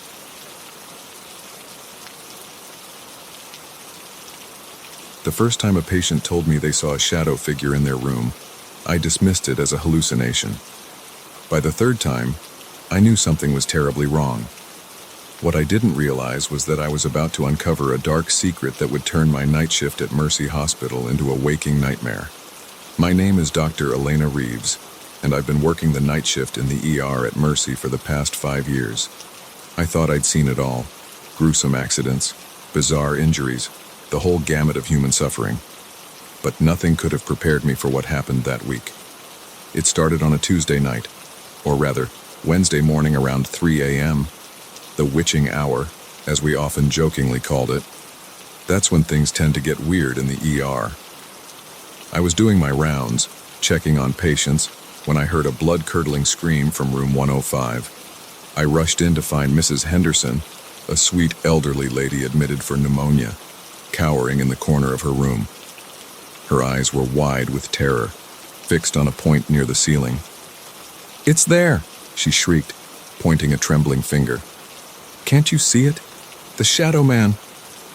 I looked where she was pointing but saw nothing, just the usual medical equipment and bare walls of a hospital room. I chalked it up to confusion from her meds and gently coaxed her back to bed, assuring her there was nothing there. But as I left her room, I couldn't shake the uneasy feeling that had settled in my stomach. The fear in Mrs. Henderson's eyes had been so real, so visceral. 2 nights later, it happened again. This time it was Mr. Reeves, no relation, a middle-aged man recovering from a minor surgery. I heard the commotion from down the hall, the sound of breaking glass and panicked yelling. When I got to his room, I found him huddled under his blankets, eyes squeezed shut, muttering something under his breath. The water pitcher lay shattered on the floor where he'd apparently thrown it. "Mr. Reeves," I said softly, approaching his bed. "What happened? Are you all right?" He peeked out from under the covers, his face pale and drawn. "The shadow," he whispered. "It was watching me, from the corner, just standing there."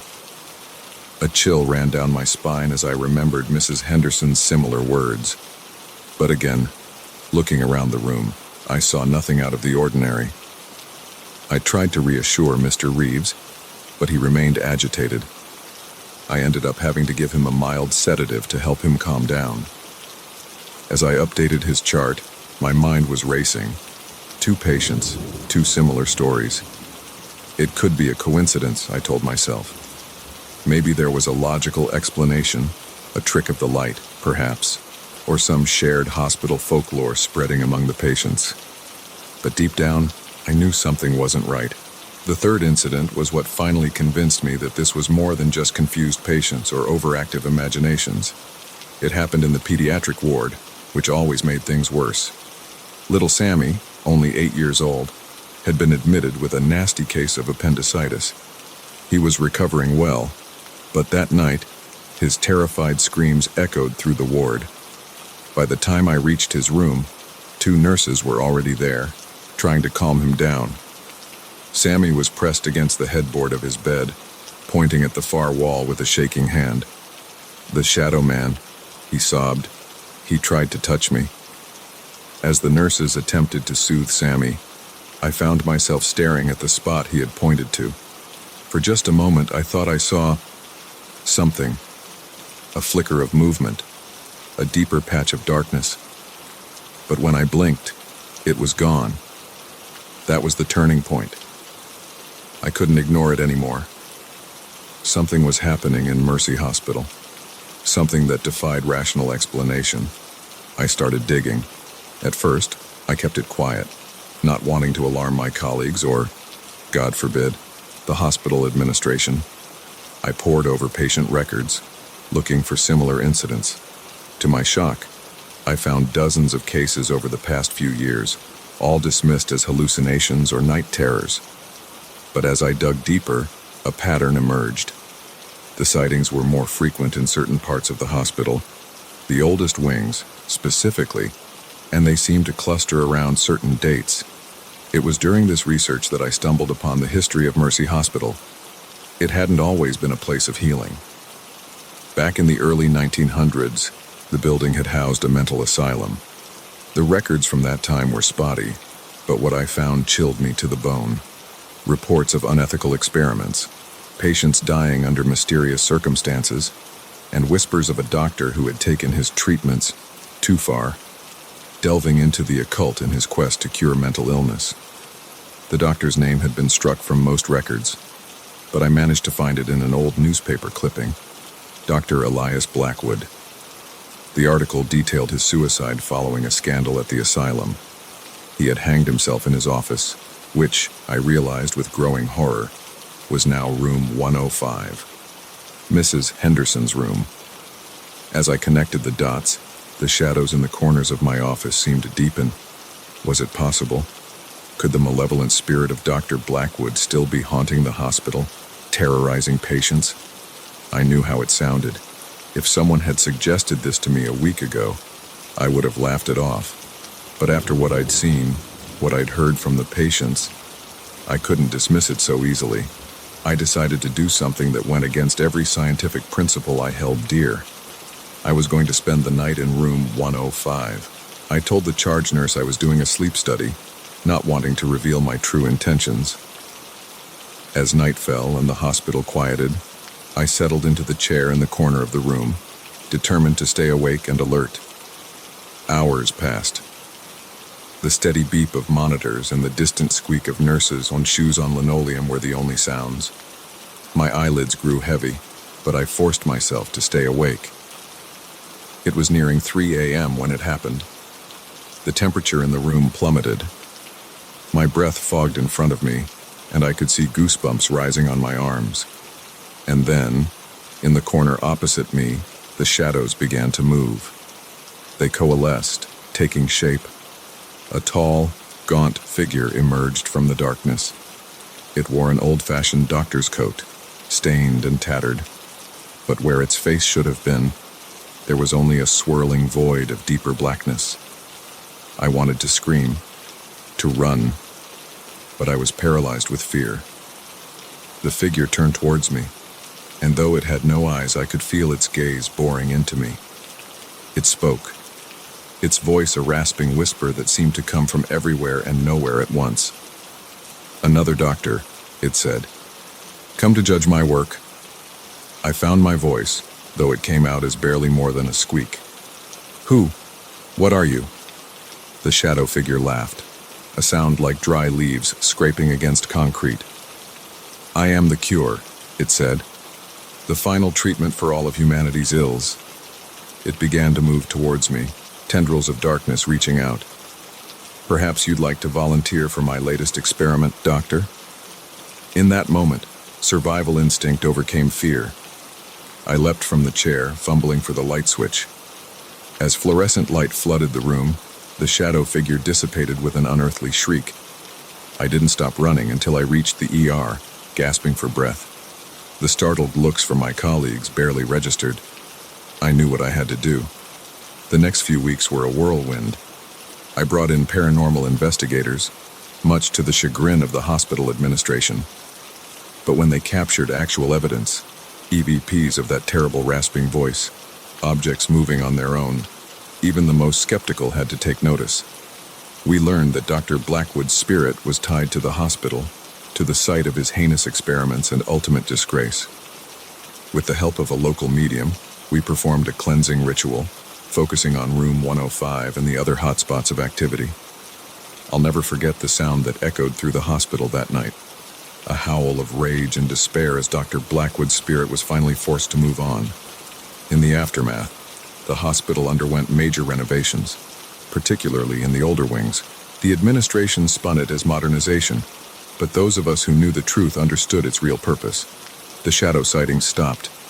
Patients reported feeling more at peace, recovering faster. It was as if a dark cloud had been lifted from Mercy Hospital. As for me, I still work the night shift. But now, when a patient tells me they've seen something strange, I listen, really listen, because I know that sometimes the things we dismiss as impossible are all too real. And in the quiet hours of the night, when the shadows grow long, I still sometimes feel a chill down my spine. A reminder that the barrier between our world and what lies beyond is thinner than we'd like to believe. The moment I stepped into that farmhouse, I knew something was terribly wrong. The family's smiles were too wide, their hospitality too eager. But by the time I realized the true horror of my situation, it was already too late to run. It all started with a blown tire on a lonely stretch of country road. I was on my way to a business conference, taking the scenic route to clear my head before 2 days of presentations and networking. The sun was setting, painting the sky in brilliant oranges and pinks. When I heard the telltale flap, flap, flap of a flat, I pulled over, cursing my luck. My phone showed no signal, of course, and I realized with a sinking feeling that I hadn't seen another car for miles. As I stood there wondering what to do, I saw a light in the distance. A farmhouse, set back from the road. Relief washed over me. Surely they'd have a phone I could use, or at least point me in the direction of the nearest town. I started walking, the gravel crunching under my feet, the cooling air raising goosebumps on my arms. As I got closer, I could make out more details. The house was old, paint peeling in places, but well maintained. Flower boxes hung from the windows, bursting with colorful blooms. It looked like something out of a Norman Rockwell painting. I knocked on the door, rehearsing my plea for help in my head. After a moment, it swung open, revealing a middle-aged woman with a kind face and flour-dusted hands. "Well, hello there," she said, her voice warm and welcoming. "What brings you out this way?" I explained my situation, and her face lit up with sympathy. "Oh, you poor thing. Come in, come in. We can't have you standing out in the cold." Before I knew it, I was ushered into a cozy kitchen that smelled of freshly baked bread and cinnamon. The woman, Martha, she introduced herself, sat me down at the table and bustled about, fixing me a cup of tea. "Frank," she called out, "we have a visitor." A tall, broad-shouldered man appeared in the doorway, wiping his hands on a rag. His smile matched Martha's in its warmth. "Well, ain't that something? Welcome, stranger. What seems to be the trouble?" I explained again about my car, feeling a bit overwhelmed by their enthusiasm. Frank nodded sagely. "That's a real shame, but don't you worry, we'll get you sorted out. Can't do much tonight, but first thing in the morning, I'll drive you into town. The boys at the garage there will fix you right up." "Oh, but you must stay for dinner," Martha chimed in. "I've made more than enough, and it's nearly ready." I tried to demur, not wanting to impose, but they were insistent, and if I'm being honest, the thought of a home-cooked meal was far more appealing than the protein bars I had stashed in my car. As Martha set the table, more family members appeared. 2 teenage boys, lanky and shy, a girl around 10, with pigtails and a gap-toothed smile, and an older man, Frank's father, I assumed, who walked with a cane and had eyes that seemed to look right through me. We sat down to eat, and I have to admit, the food was delicious. Roast chicken, mashed potatoes, green beans fresh from the garden. Martha's homemade rolls were heavenly. The conversation flowed easily, the family asking me about my life, my work, my family back home. But as the meal went on, I started to notice oddities. The way they all seemed to pause before answering questions, as if waiting for a cue. How their eyes would sometimes flick to the old man at the head of the table, seeking approval.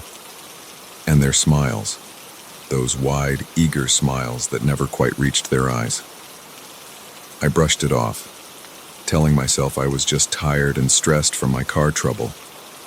These were kind people who had opened their home to a stranger. I was being paranoid. After dinner, Frank showed me to the guest room. "You get some rest now," he said, that same fixed smile on his face. "We'll head into town first thing in the morning." I thanked him and settled in for the night. The room was quaint with floral wallpaper and a patchwork quilt on the bed. But as I lay there trying to sleep, that feeling of wrongness crept back in. The house was too quiet. No creaks of settling wood, no distant sounds of traffic, just utter, complete silence. I must have dozed off eventually, because the next thing I knew, I was waking up to a sound, a soft shuffling outside my door. I glanced at the clock, 3:17 a.m. The shuffling stopped right outside my room. I held my breath, straining to hear. Was it just one of the family members getting a glass of water? But no one moved away. They just stood there, silent, for what felt like hours. Finally, I heard retreating footsteps. I let out a shaky breath, telling myself I was imagining things, but sleep eluded me for the rest of the night. Morning came, gray and overcast. I made my way downstairs, expecting to find the family bustling about. Instead, the house was empty. A note on the kitchen table caught my eye. "Gone to tend the fields. Help yourself to breakfast. Frank." Something about the handwriting struck me as odd. It was too perfect, too uniform, like it had been printed rather than written. I was pouring myself a cup of coffee when I saw it. A flash of movement outside the window. I looked up, and my blood ran cold. The old man was standing in the yard, staring directly at me, but it wasn't his presence that terrified me. It was his eyes. In the harsh morning light, I could see that they were completely black. No whites, no iris. Just endless, fathomless darkness. I stumbled back, my mug slipping from my fingers and shattering on the floor. When I looked again, he was gone. Heart pounding, I knew I had to get out of there. I ran for the front door, only to find it locked. Not just locked, sealed, as if it had never been meant to open at all. Panic rising, I tried the windows. All of them, sealed shut. I was trapped. I ran from room to room, searching for a way out, for some explanation. That's when I started noticing other things. Photos on the walls that looked wrong. The same smiling faces, but with subtle differences. A scar that appeared and disappeared. Eyes that changed color. In what I assumed was the boy's room, I found stacks of newspapers, but every date was wrong. Some from 50 years in the future, others from a century ago. The girl's room was filled with dolls. Hundreds of them, all with the same blank stare and too wide smile I'd seen on the family's faces. In the basement, I found something that made my blood run cold. A wall covered in photos, missing person posters, hundreds of them, going back decades, and in the center, a map with red pins stuck all over it. One of those pins, I realized with growing horror, marked the exact spot where my car had broken down. This wasn't a chance encounter. They had been waiting for me, luring people in for God knows what purpose. As that realization hit me, I heard the front door open, footsteps moving through the house. That same shuffling sound I'd heard in the night. "Oh, visitor," Martha's voice called out, sickly, sweet. "Where are you? It's time for your next meal." I pressed myself into a corner of the basement, desperately looking for a weapon, an escape route, anything. But I knew, deep down, that it was too late. I was part of their collection now. Another face to add to their wall of the missing. The basement door creaked open, footsteps on the stairs, and as the family appeared, their faces now twisted into grotesque parodies of human smiles, I realized the true horror of my situation. This wasn't just about being trapped in a house with some backwoods killers.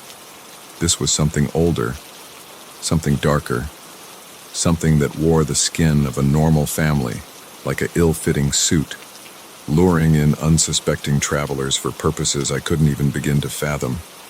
As they closed in around me, their eyes now all showing that same endless blackness, I had one last coherent thought. I should have just waited with my car.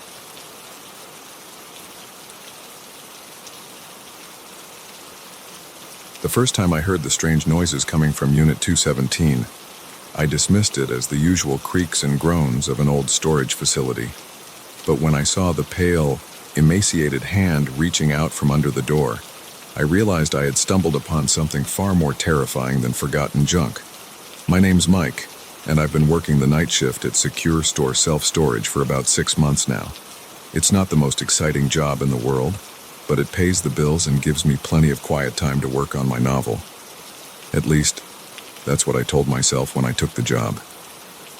Secure Store is one of those massive warehouse-style buildings on the outskirts of town, row after row of identical metal doors stretching as far as the eye can see. During the day, it's a hive of activity, people coming and going, loading and unloading their life's possessions.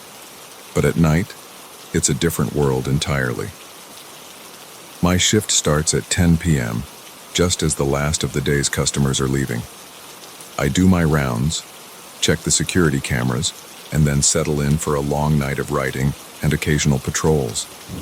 Most nights, the only sounds are the hum of fluorescent lights and the tap-tap-tap of my laptop keys. But about a month ago, things started to change.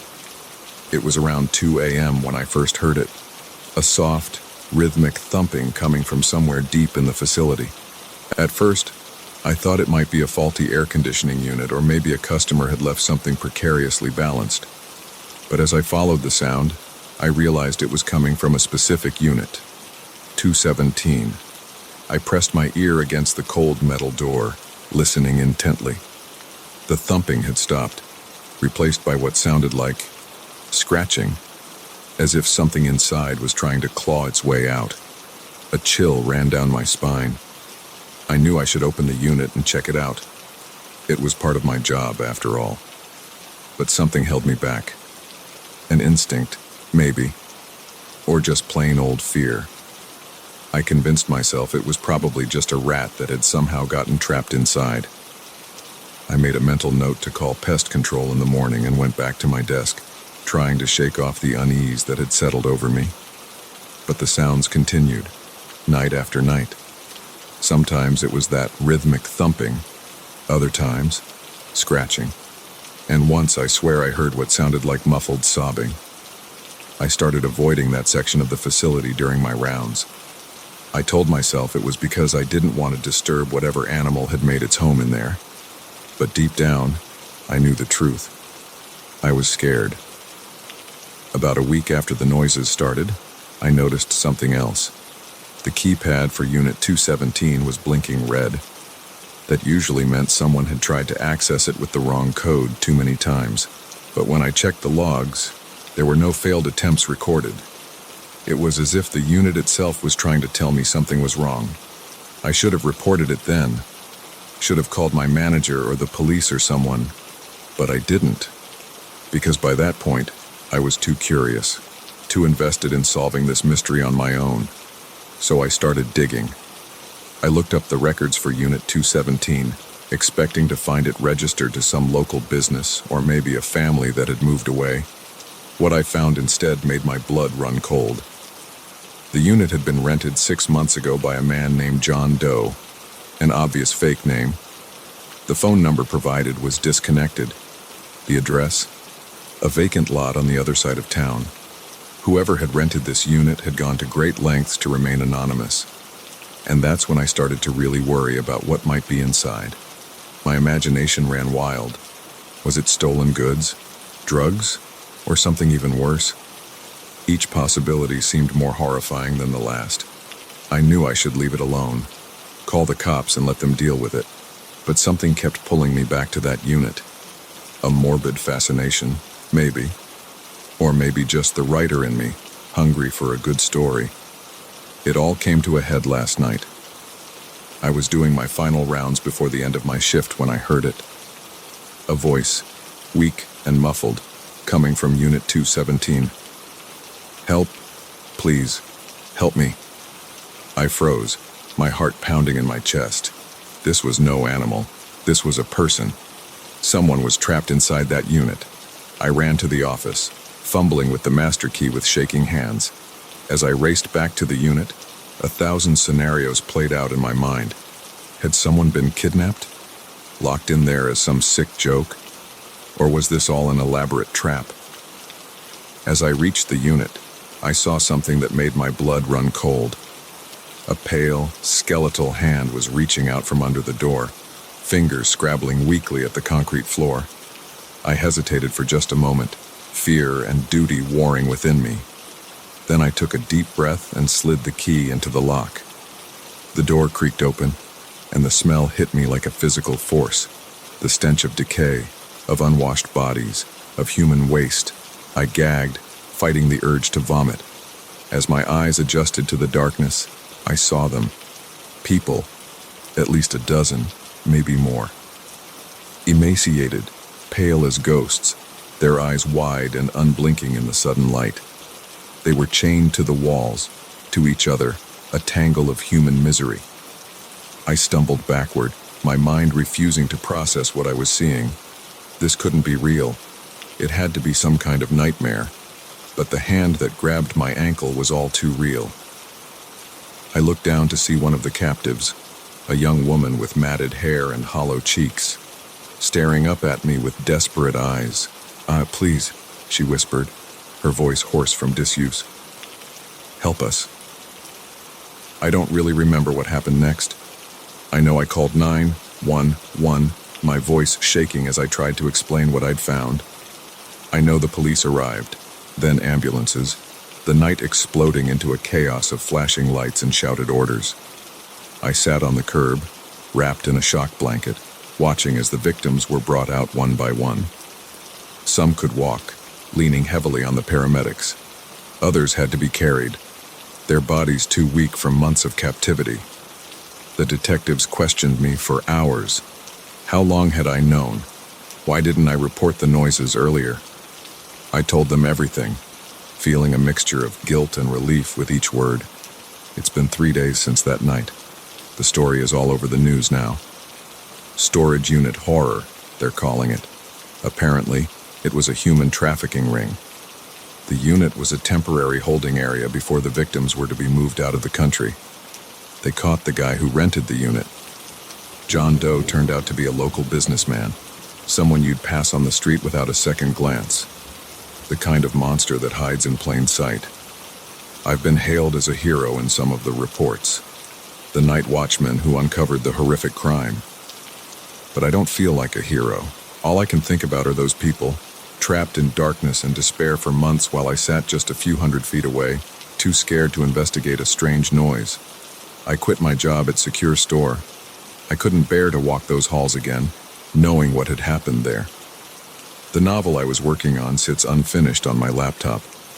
Somehow, crafting fictional horrors seems pointless now that I've seen the real thing up close. Sometimes, in the quiet of the night, I still hear those sounds. The thumping, the scratching, the muffled cries for help. I don't think I'll ever stop hearing them.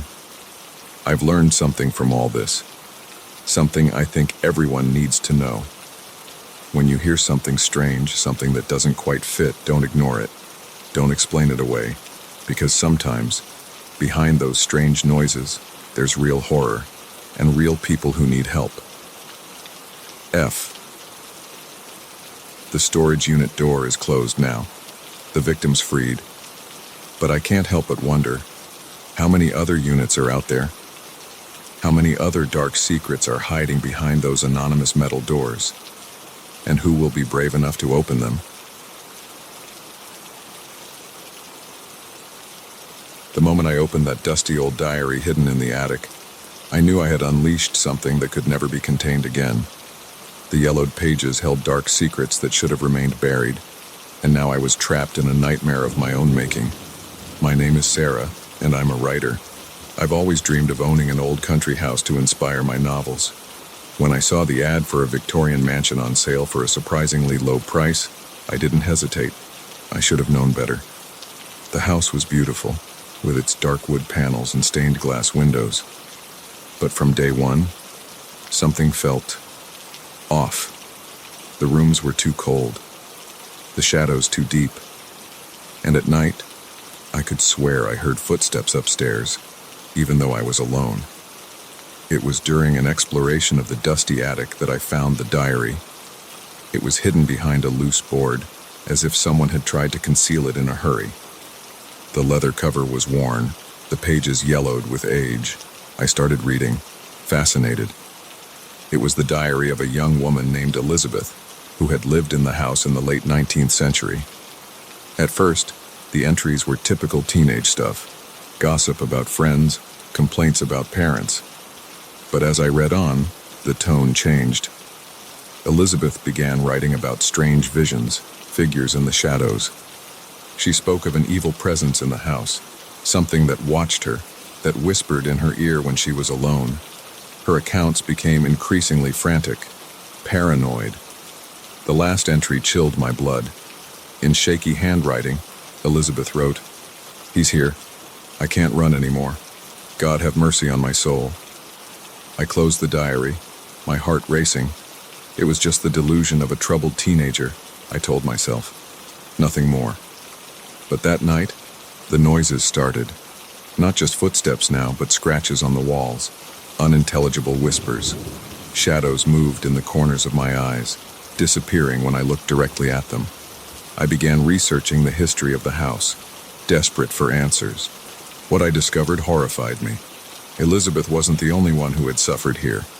Over the years, the house had been the scene of mysterious deaths, unexplained disappearances, always young women, always alone. I tried to leave, to run, but the house wouldn't let me. Doors locked themselves, windows wouldn't break. I was trapped, just as Elizabeth had been over a century ago. Now I'm writing this in my own diary, hoping someone will find it one day and understand. The presence is getting stronger, bolder. I can feel it approaching as I write these words. If you're reading this, run, flee this house and never look back, because some stories shouldn't be told, some secrets should remain buried, and some houses never let us go. Days have passed since I wrote those first frantic words, or maybe it's been weeks. Time seems to blur here, the hours stretching endlessly in this prison of wood and stone. I've tried everything to escape. I've thrown chairs at windows only to watch them bounce off unscathed. I've screamed for help until my voice gave out, but no one ever comes. It's as if the house exists in its own pocket of reality, cut off from the outside world. The diary has become my lifeline, my only connection to sanity in this madness. I read Elizabeth's entries over and over, looking for clues, for some way to end this. But all I find is a reflection of my own growing terror. The presence in the house grows stronger every day. It's no longer content with whispers and shadows. Now it takes form, a dark figure that stands at the foot of my bed at night, watching me with eyes that burn like embers. Sometimes, in my more lucid moments, I wonder if I'm going mad. If this is all just some vivid hallucination brought on by stress or isolation, but then I feel its cold touch on my skin, hear its raspy breath in my ear, and I know this is all too real. I've started to see flashes of the past, visions of Elizabeth, of other women who lived and died here. Their terror, their despair, it all bleeds into my own until I can't tell where their experiences end and mine begin. There are moments when the house seems almost alive. The walls pulse like a heartbeat.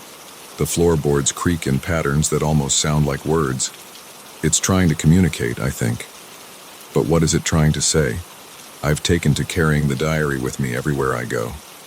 It's the only thing that feels real anymore. The only proof that I'm not alone in this nightmare.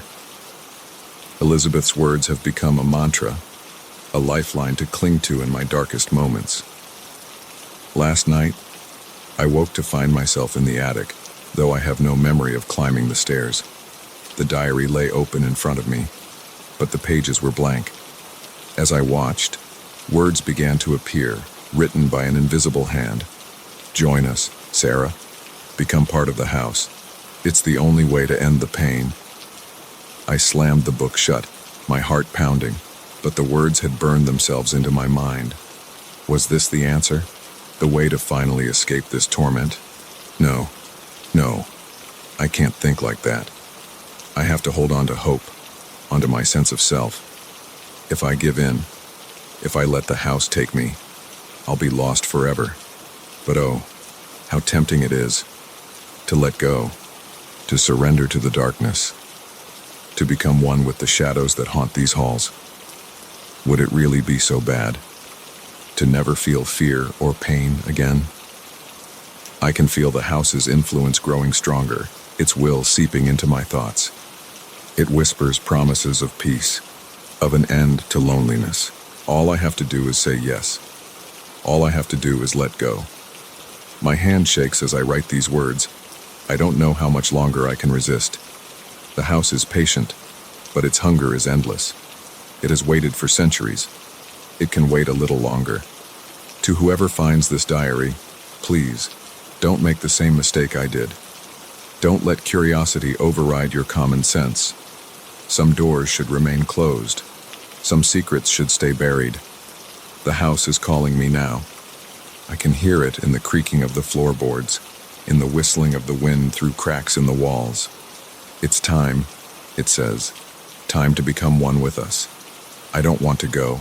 I want to live, to see the sun again, to feel the grass under my feet. But I'm so tired, so very tired.